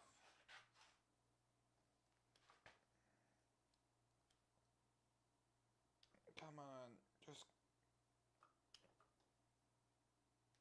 This is where you learn from your mistakes, man. Oh, God. I also don't want to break this wire. There, got it off. Okay. All right, let's get a bigger shrink wrap. Probably blue.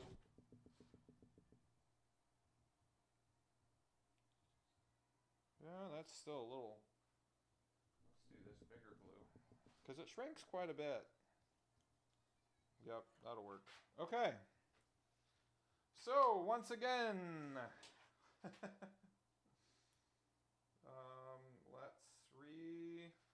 We're going to reshape this. Let me look at... Hold on, let me look.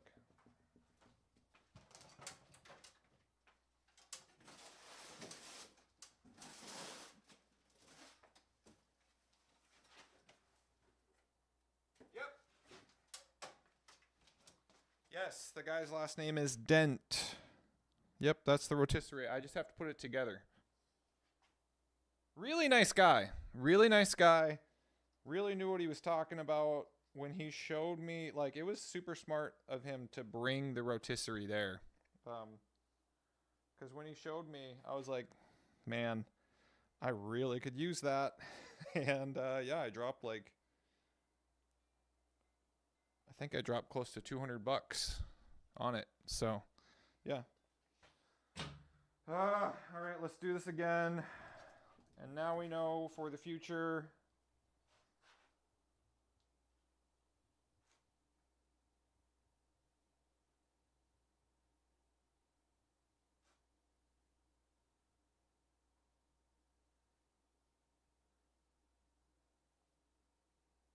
Oh my God, the wire broke. Okay. All of this work that we've been doing, I'm just going to restrip the wire, which is going to be great. Okay, cool.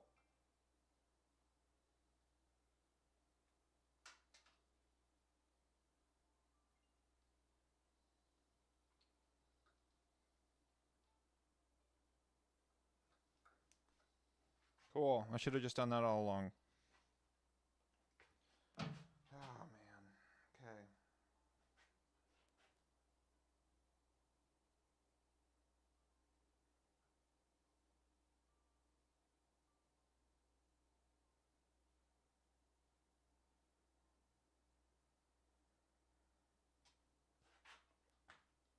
Oh, boy. Dustin, what's up? Yeah, dude. We're going to spin around each other like a chicken. How you doing, man? I'm hoping by the end of the day today, I'm going to have a 5th working machine.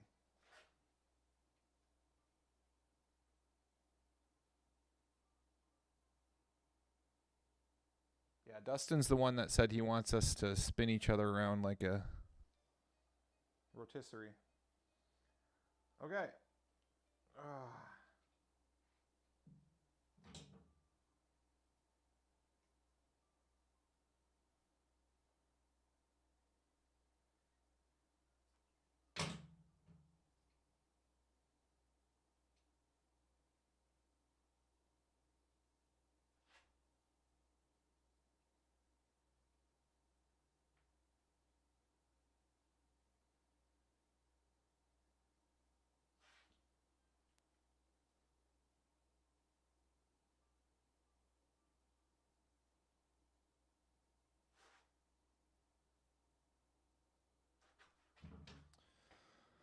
You had to pop in and see how it's going. Yeah, bud. What's up? I wish I had a better camera angle for everybody. I don't really currently have that. But I just figured I would get this work done a lot better. And actually get the work done, to be honest, if I am streaming, because it forces me to be like, all right, everybody that's on here wants to see it finished. You're going to have to give me probably 45 minutes or so, but I'm hoping in the next 45 minutes, all of these wires will be connected properly.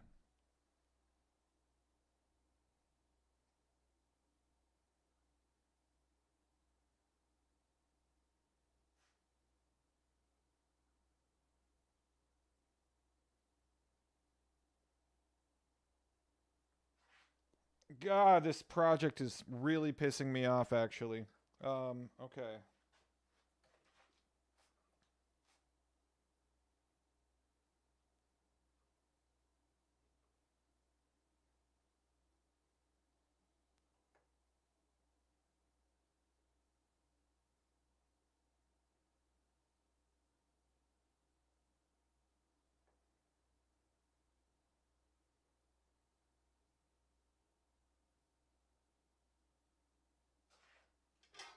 Should be enough to solder.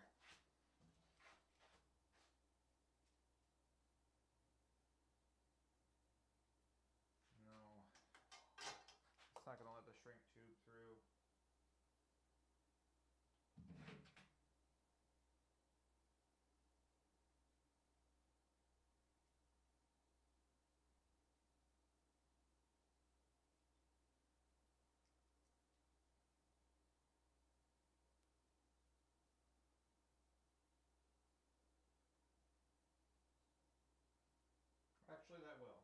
Okay, we're good. I'm just going to solder it. That'll let the shrink tube through.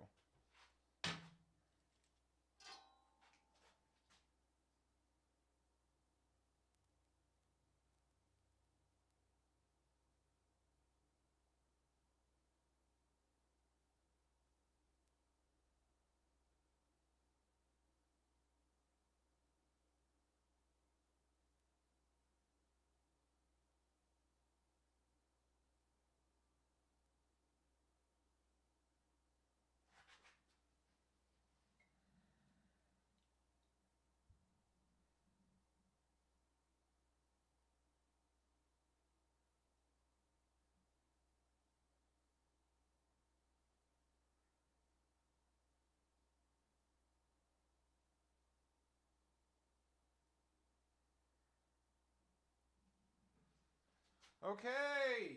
How many times have I said, here we go? All right, ad's starting soon, everybody, by the way. I'm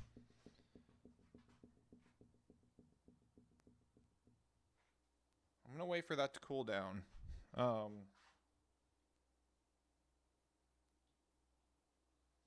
Actually, we're ready. We can do this. All right.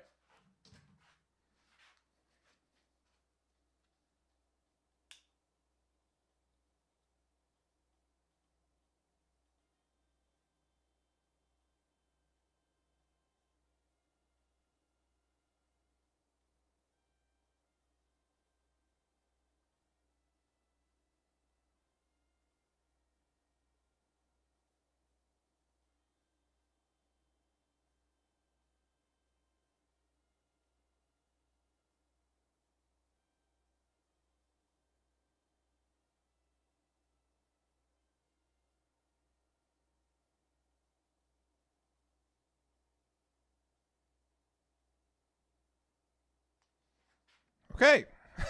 That should not have taken nearly as long as it did. But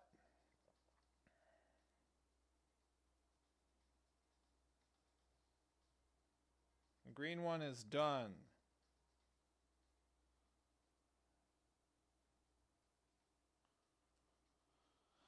On to orange. Okay. I think I can probably get away with one size smaller than the blue here.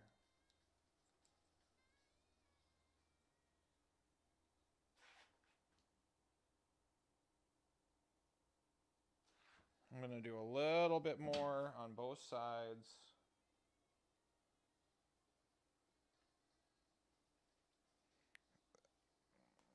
So I can have enough to wrap.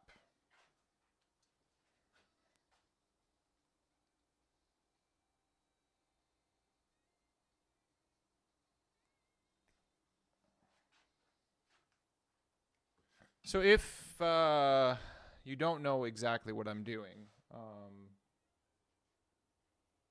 I am taking these wires that were completely disconnected, wrapping them together, and then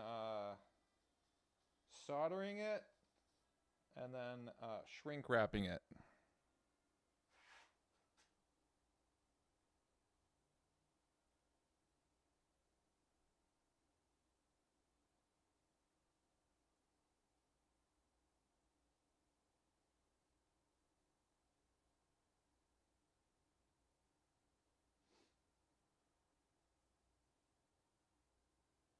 Dustin, if you're still on, oh, Dr. Doob's on. 20-minute tech stream. Dustin, if you're still on, how did bringing that pinball machine to lit go? He was helping a guy at the place that he works. They have like a re-themed gold ball, which is pretty cool.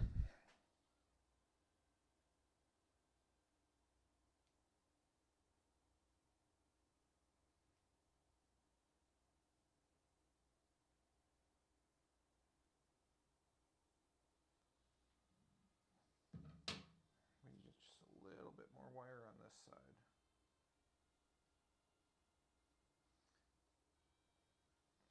Yep, we're doing a 20-minute tech stream, Doobs.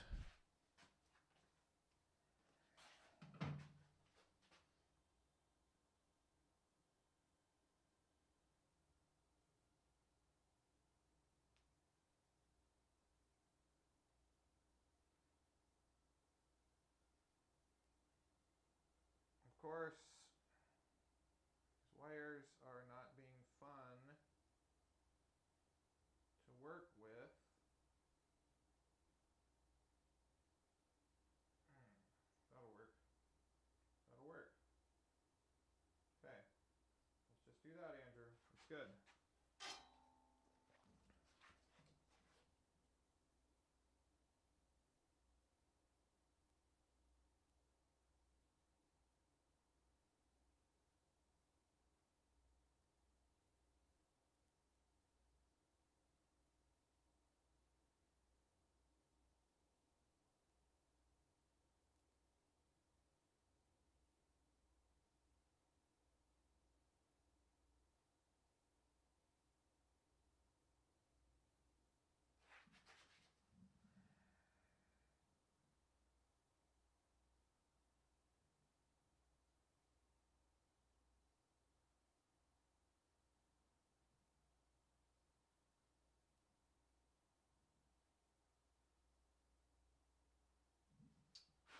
Looks beautiful. Now we got to let that cool down.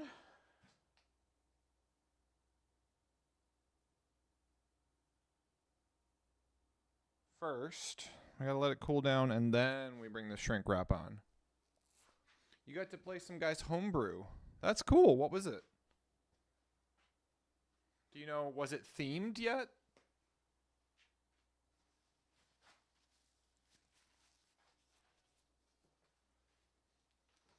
Okay, that is cool enough for the shrink wrap to come on. Oh, so much better. Love it.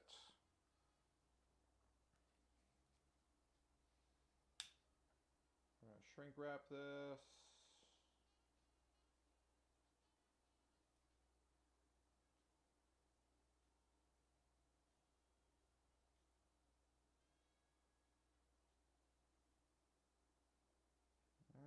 I'm getting a phone call. Hold on.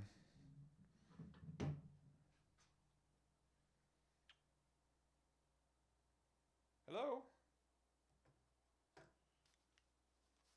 Hello? Hello? Nobody there? All right.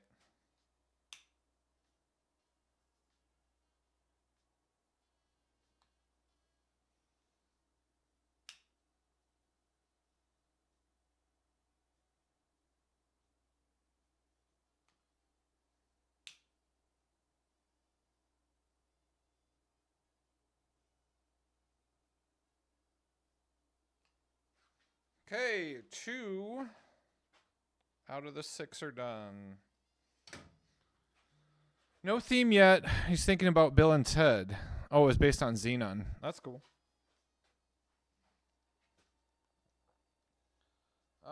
Okay, let's do brown. I need a little bit more on this side.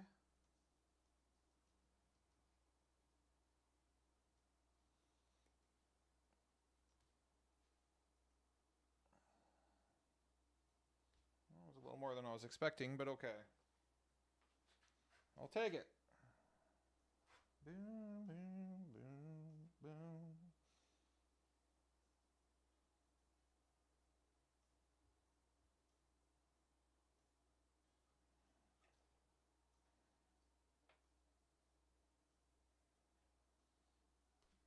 All right.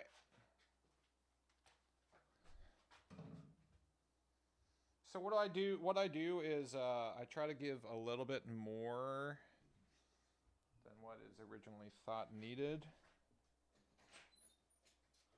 Hi, is your friend here yet? Okay. Good. So I can show you what I'm doing here. So first off, I took the drop target from this one, and put it on this one, and these were the extra wires here that were disconnected. So it looks like this on the old one. Okay. Right? So now that's attached. And then you remember this thing got cut? Yeah. So I just cut the same thing from this. And all I'm doing is I'm spinning the wires together. Yeah. And then soldering it. Mm-hmm. And then pulling the shrink wrap over it to... Why did you run in to grab a lighter? Because you need that for the shrink tube. Oh. Have you ever seen how a shrink tube works? No, but Okay. I'm guessing it shrinks when it gets hot. Yep.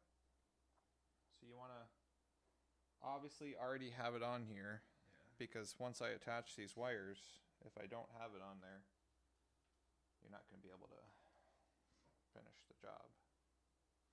So, but yeah, we're streaming it. Where's the camera shit there? Yeah, we're just doing a single camera here. Cool. This is just a chill, vibey hangout.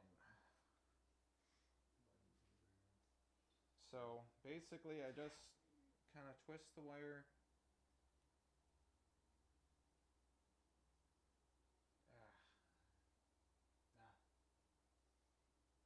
It's kind of hard to do, though, to be honest. This has taken me more time than I was originally thinking it was going to take me. Oh. But if you twist it properly enough like that, now all I have to do is coat that in solder. Yeah. The problem I did earlier was the shrink tube that I used in the beginning was way too small once I made it thicker like this. Right? Because this is obviously the thickest part. Yeah.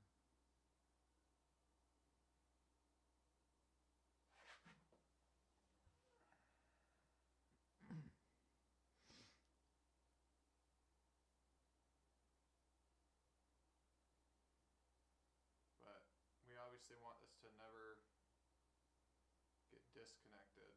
So we're going to do a very thick amount of solder.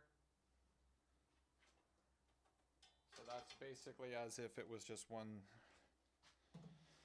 wire. And then the first time I did this also, I had the shrink tube way too close, so it shrunk before. As you were soldering it? Yeah.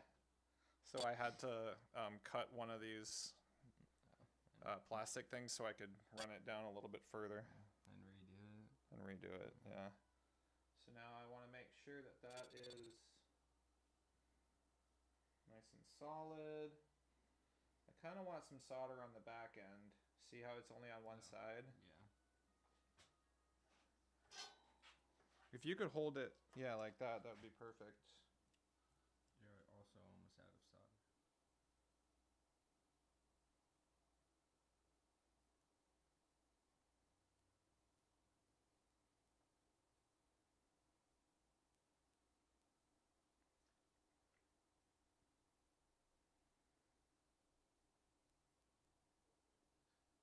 Okay, flip it back the other way because the gravity's starting to. Okay, we're just gonna let that dry like that.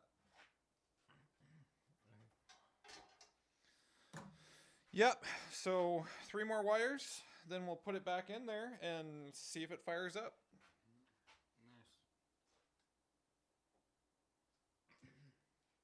Because I have no idea if all of the other connectors on this thing work or not, right? So we're gonna see. We're making cookies, by the way. What do you want? Wait, so your friend's not here yet, though? No, he's gonna be here at around 3. You want to do the lighter? Let me just check the time. What do you want me to do? Just bring it underneath. Like this. And just like move it back and forth. Yep, just back and forth. You're gonna see it start shrinking. Is that good? You want it to really shrink in on the end there. Yep, perfect. That looks great. 3 down. Okay. Well, I'm gonna go back inside. All right, dude. And help me cook. Thanks for hanging. Your friend gets here in like 10 minutes. Yeah, around Shrinkage. somewhere around there. Okay. I'll let you know. And then your party's at 6. Yeah, and I'll let you know when he gets here. Yeah, yeah, that'd be great.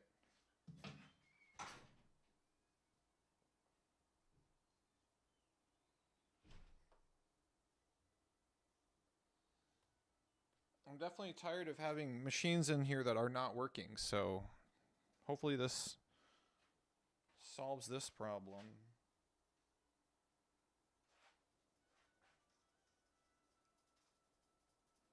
Having 4 out of the 6 is good, but, you know, it's better to have 6 out of the 6. all the machines working. Okay, get our shrink tube back on here.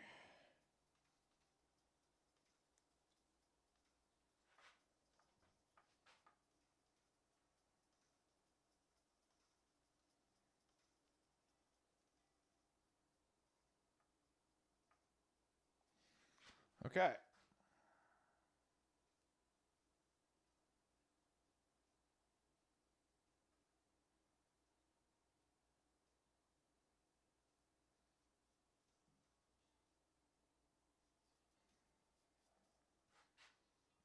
Where did my needle nose go? They're in my pocket.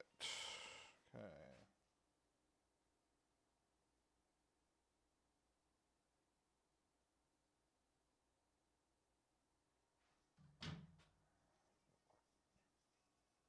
Okay.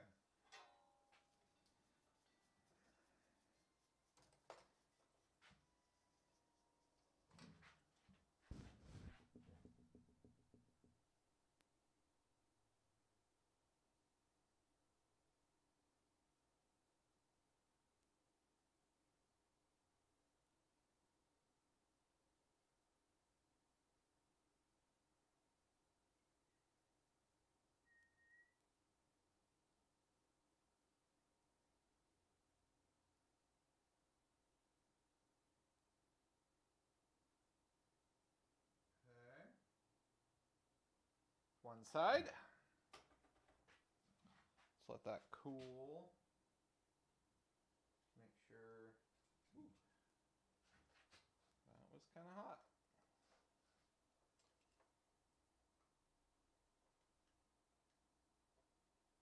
I really could use a second set of hands here. That'll work.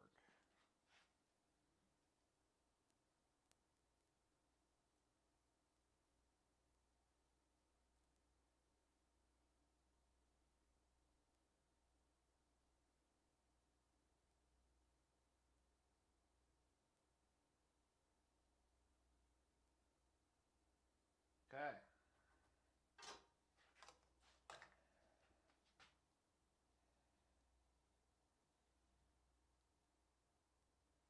Wait for that to cool down just a little bit, and then we pull that on.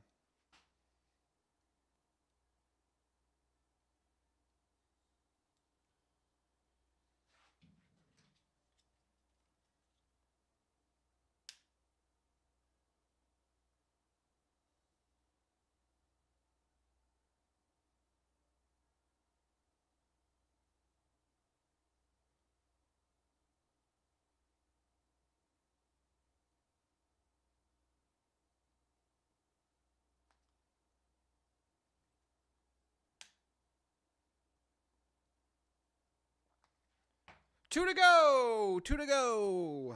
All right.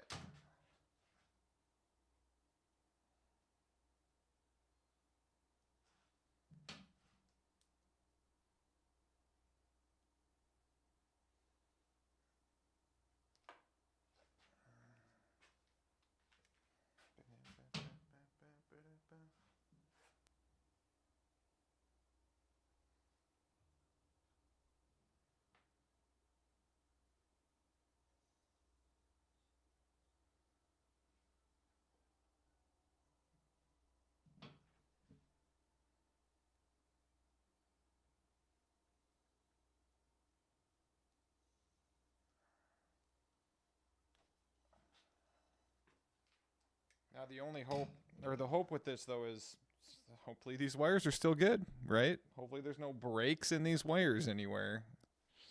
I mean, that's the risk we're taking here. Okay.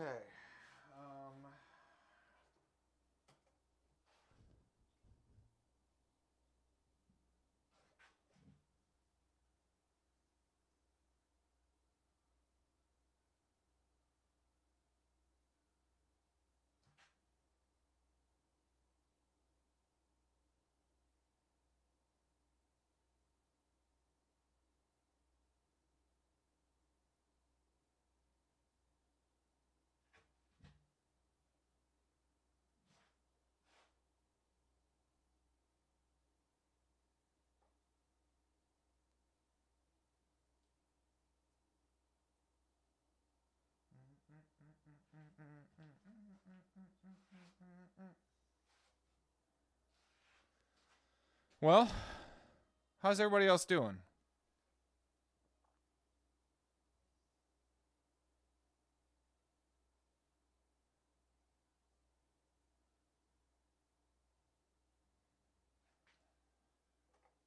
I appreciate the patience of just hanging out.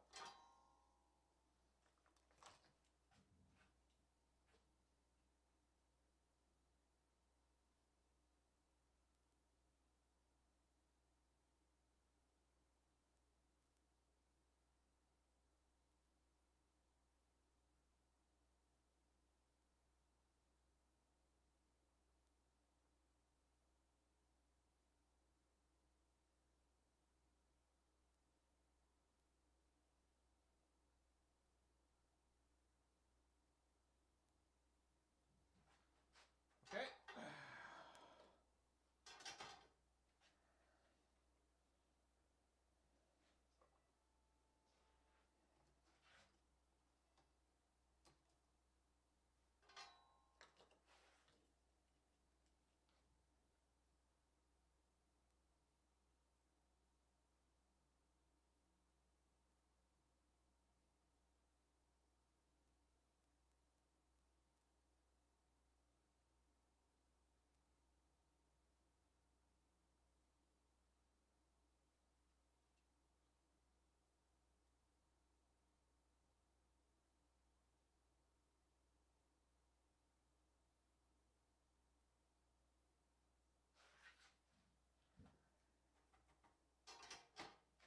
All right.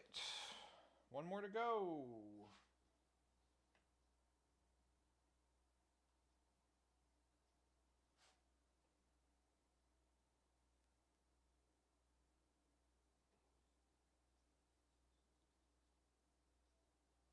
Well, let me finish this first.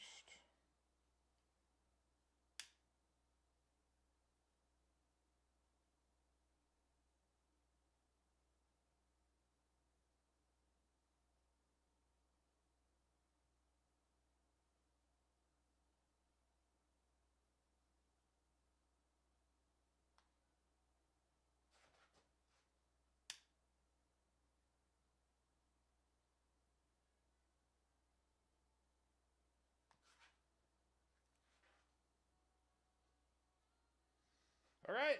Just the blue one.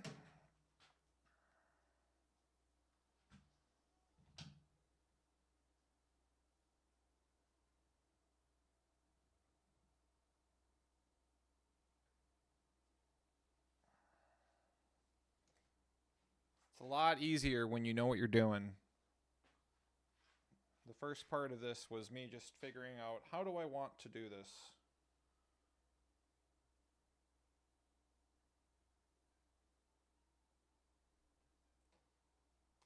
So that first one definitely took a while. Okay.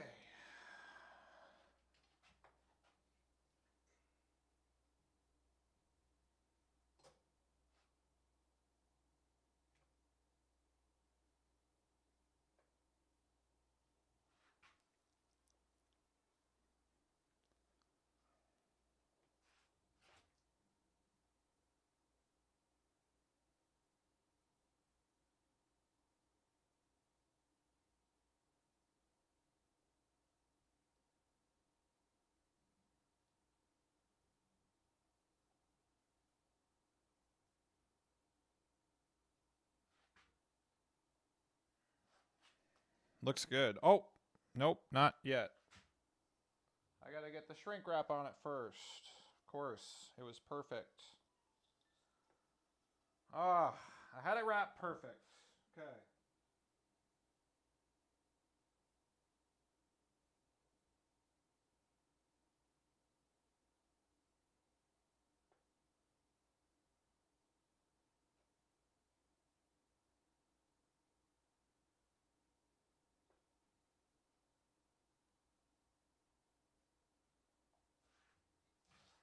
That looks good.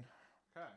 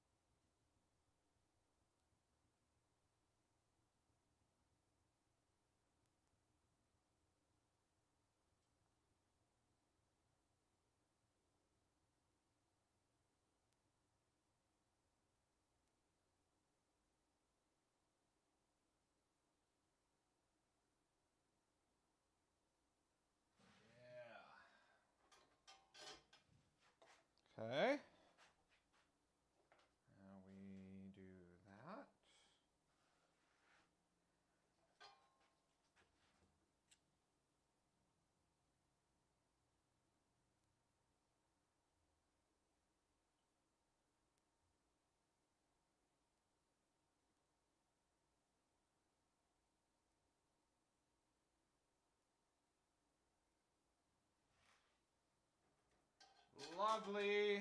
Lovely. All right, we're almost done, everybody.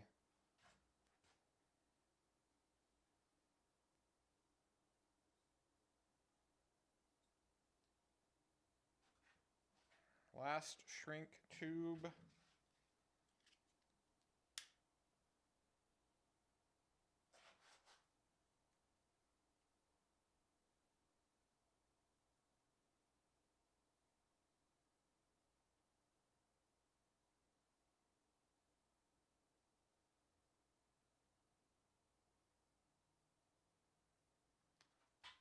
That's it. Okay, let's get it in.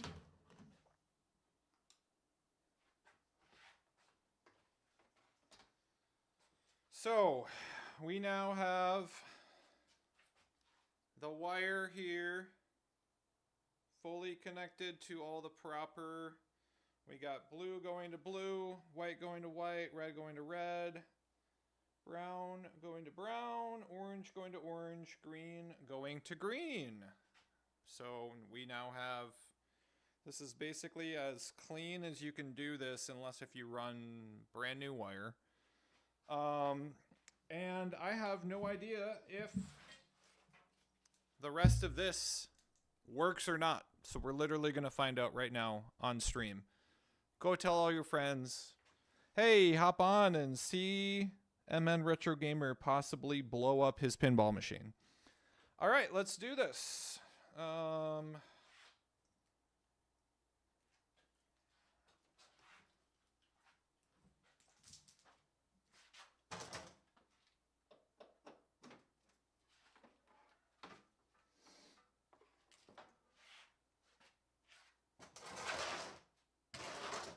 First things first, I'm gonna get this back in the cabinet. So we want to get these wires in first. So we're gonna hold these while I do this. Oh, that's right. There's one other thing we do need to do, but we can do this on the top. There's a piece of metal that's bent on this thing.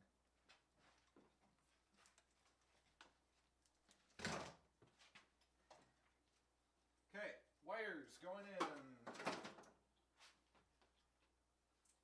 Oh boy. Okay.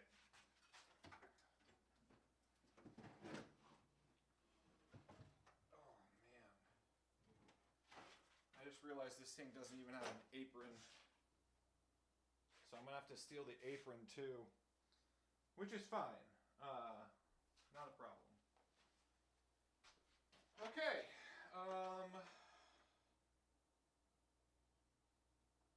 Man, okay.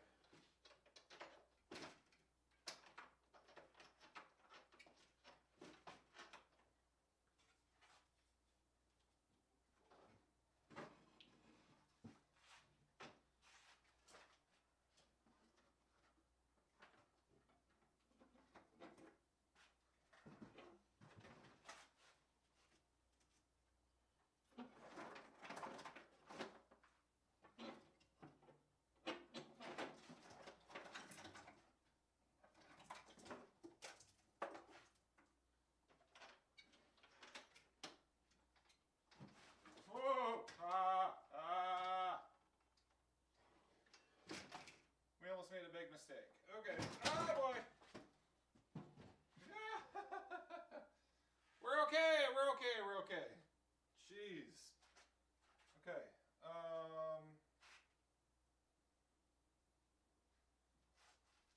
So I gotta get these wires up through the back box.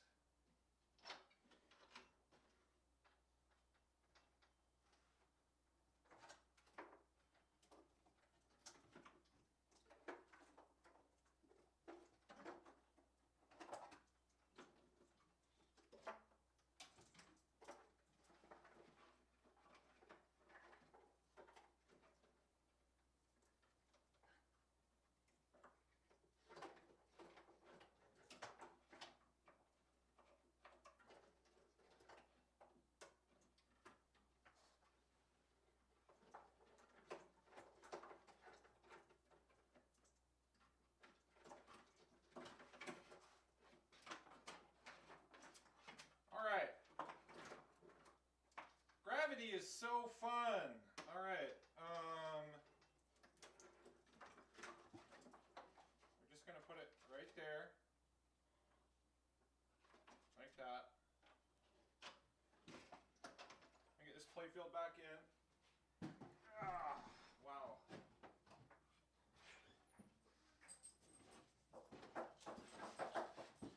Hi. Can I put dogs in here? Yeah, I'm almost done. Or you could keep them upstairs. You can put them in here. That's fine. I'm almost done. Hi, girls. You can put them upstairs if you want. Yeah, I mean, they're just hanging out. Okay.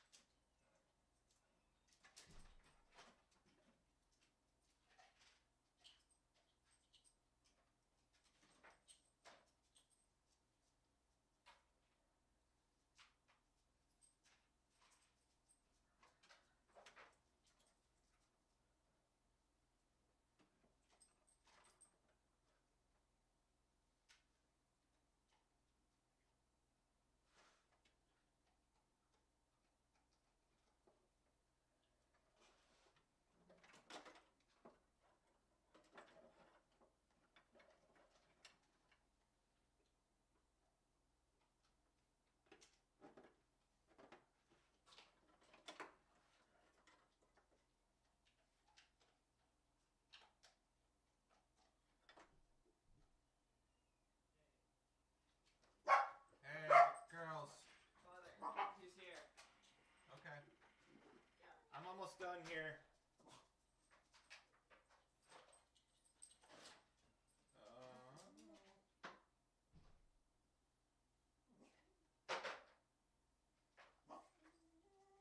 Girl, you're okay.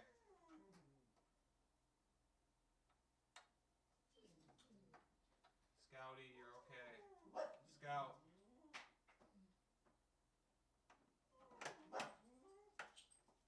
Okay. Hey, girl, you're okay.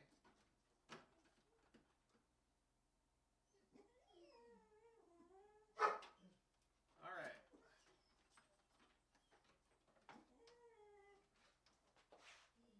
That is. Girls, you're okay.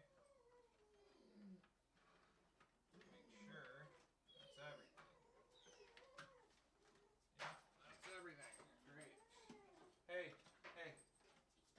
You're okay, girl. All you girls, you're both okay.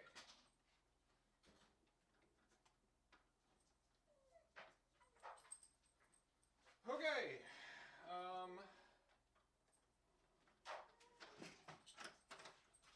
All right, moment of truth. I just have to plug in the thing in the bottom of the playfield.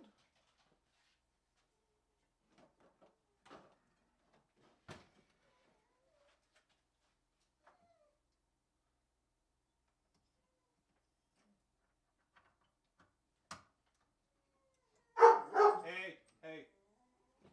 Girls.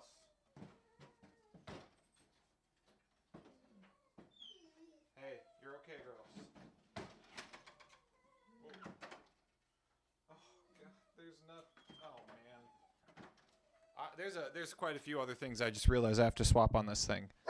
Hey, no, come on upstairs. Come on. Go upstairs. Go. Okay, moment of truth. We're gonna start it up and see if it works. Please don't catch on fire. Okay, we got lights. We got sounds. Okay. Oh wait, we don't have a ball. Oh boy. Okay. That works, that works. Right flippers don't work right now. Those work. Those work.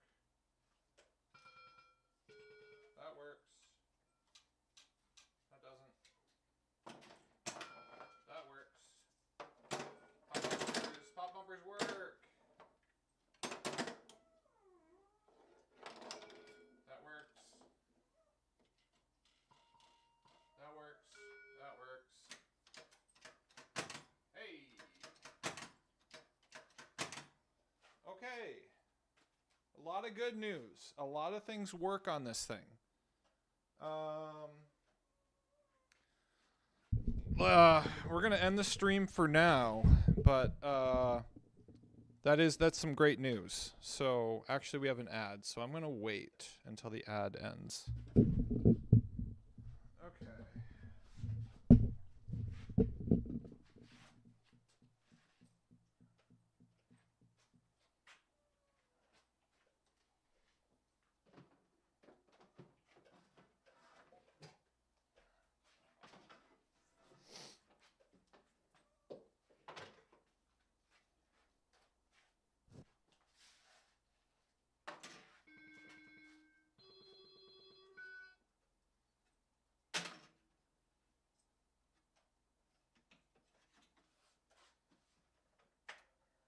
Okay.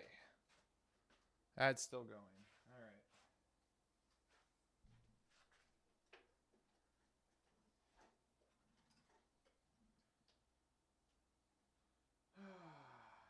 We got to take the full apron here. Swap that. That's not fun.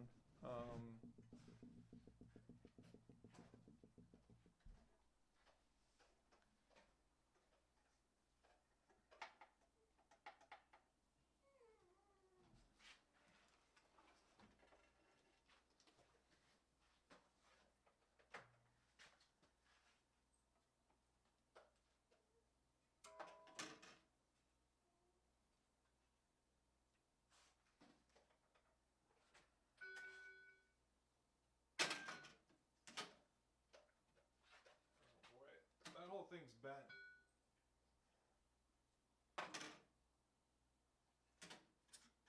Okay. Well.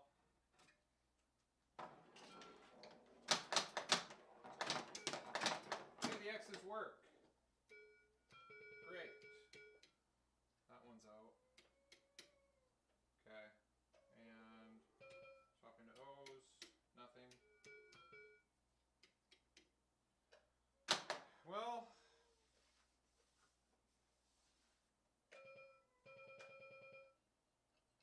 That one doesn't work.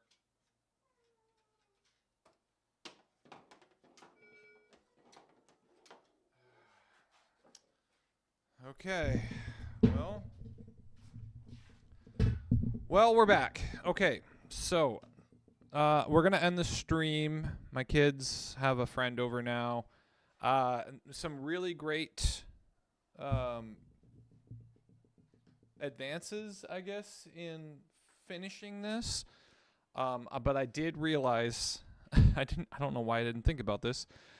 There's no apron on this one. So I'm going to have to take the apron from one of the old ones and put it on there. Yeah, ain't working on electronics grand. Yeah, what's up? How you doing? Thanks for the first time chat. And this is kind of what I knew might happen, right? So here's the deal. I have 3 fully populated playfields. Although I guess not fully, because the best looking one, which is what I just put in, right now the right flippers are not working. There's an upper flipper and a lower flipper, so I have to look into that. It could just be a wire desoldered that needs to be soldered back in. The apron, I just realized on this playfield is not there, so I'm gonna have to take the apron from the other one. There's also a metal piece that is the guide for the ball. That is bent, so I'm just going to take the working one from the other one. The majority of the switches are working, which is really great news. The work that we did to swap the wires worked. So that's great news. The main goal of this was to get the populated playfield with the proper wiring. So the drop targets, which is one thing we swapped, that works. They all 3 pop down, they pop back up. That's great. And then, yeah, there's definitely some lights out on this thing. There might be some missing connections. So there's still a lot for me to dive into. But the biggest goal that I needed to accomplish, which was swapping this playfield over, is done. So now we have a fully populated playfield. It is the best looking of the 3. I probably should clean, wax this playfield to protect it for any future preservation of the machine. But now I have, two other play fields where I can take parts from to get one fully working machine. So we're going to get there. This is a journey, and we are not yet at the destination. But a lot of great stuff happened today on stream. So, yeah, we can now say we have started the process. One of the things I can do right now really easily is just swap the bulbs and change the caps to the ones that say X's and O's on it from this one. So I'm going to do that before we stop the stream here. I can show you what I mean by that.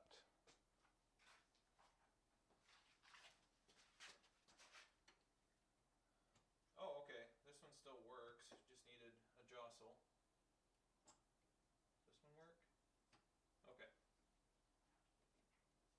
So it looks like this bulb is out. I do have from my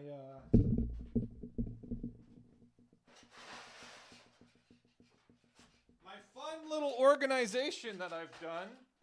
I have all of my parts in here labeled. So all I have to do is go to 555 bulbs here. Grab one of these. Because this is not LED. These are 555. Yeah, dude, these things are a marathon for sure. But I'm learning a lot about pinball, and I'm having a blast. That's what matters.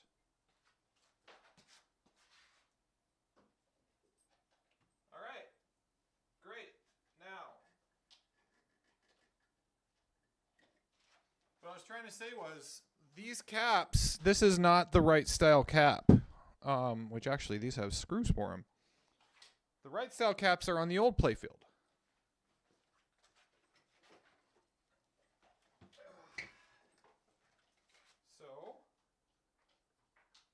One easy thing we can do is just take these. Yeah, that one was glued in. That's fun. You can buy replacement ones. I was hoping I was going to be able to get away with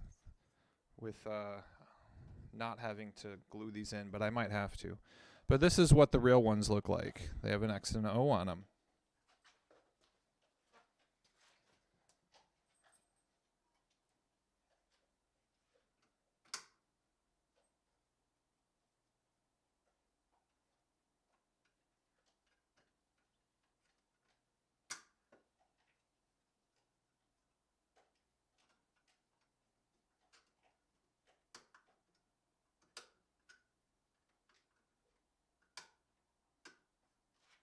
So one of those is going to need to be glued in. Yeah, dude, always label your parts. It makes it so much easier. There's so many times where I'm like, oh, man, where are my LED bulbs? Or where are my 555 bulbs? Or where is this amp fuse? So now it's all just right here. And whenever I need it, I know exactly where to go. We could clean the playfield quick. Let's do that.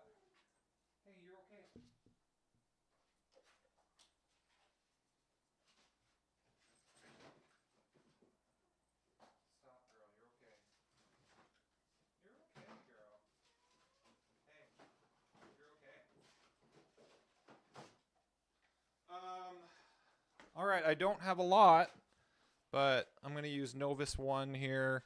Because this is an older machine, I wouldn't recommend Novus 2. You can definitely use Novus 2 on modern Sterns, but this is a bare playfield, so I wouldn't use anything more than Novus 1. Definitely don't use isopropyl. That'll strip the paint. But I'm just going to clean the playfield. We're going to wax it. And that's like the first step in restoration, and then we have to figure out the rest of the electronics. I would say probably 85% right now of the switches are working. So I'm going to have to figure this out.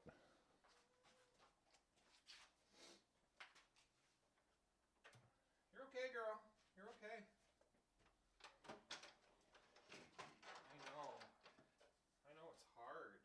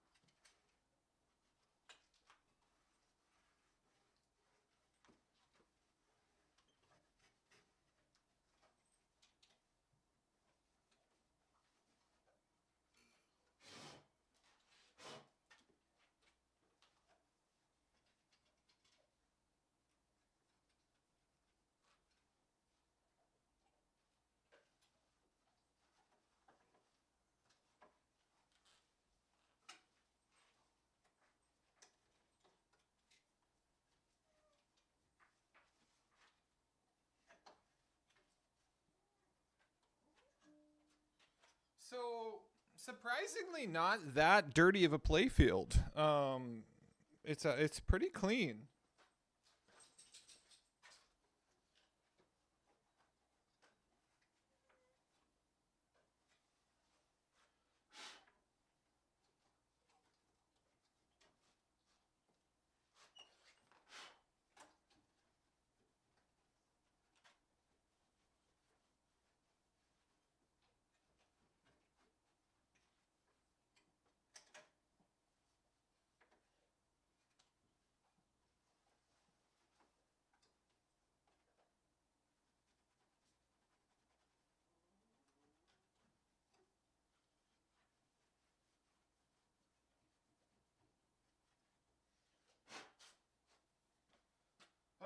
Okay. Yeah, so next step is going to be to wax the playfield. Maybe I can do that with a on my phone next time here, so we can get closer to the playfield because this camera is just stuck here. But thanks for hanging out. I'm going to get going and help out with whatever my kids may need for their birthday party today. But yeah, we made some great progress. We got the new playfield in. It's the best looking of the three.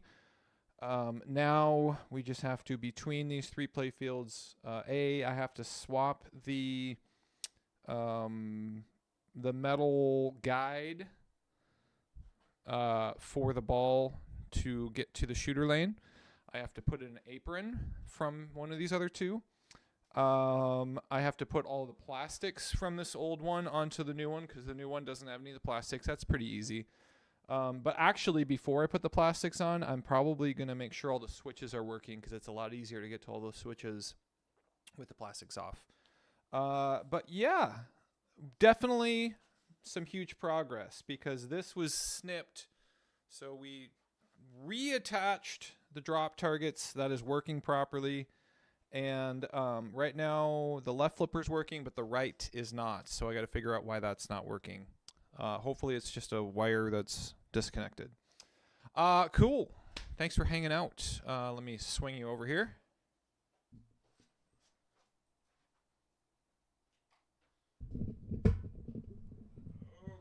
Okay. And YouTube.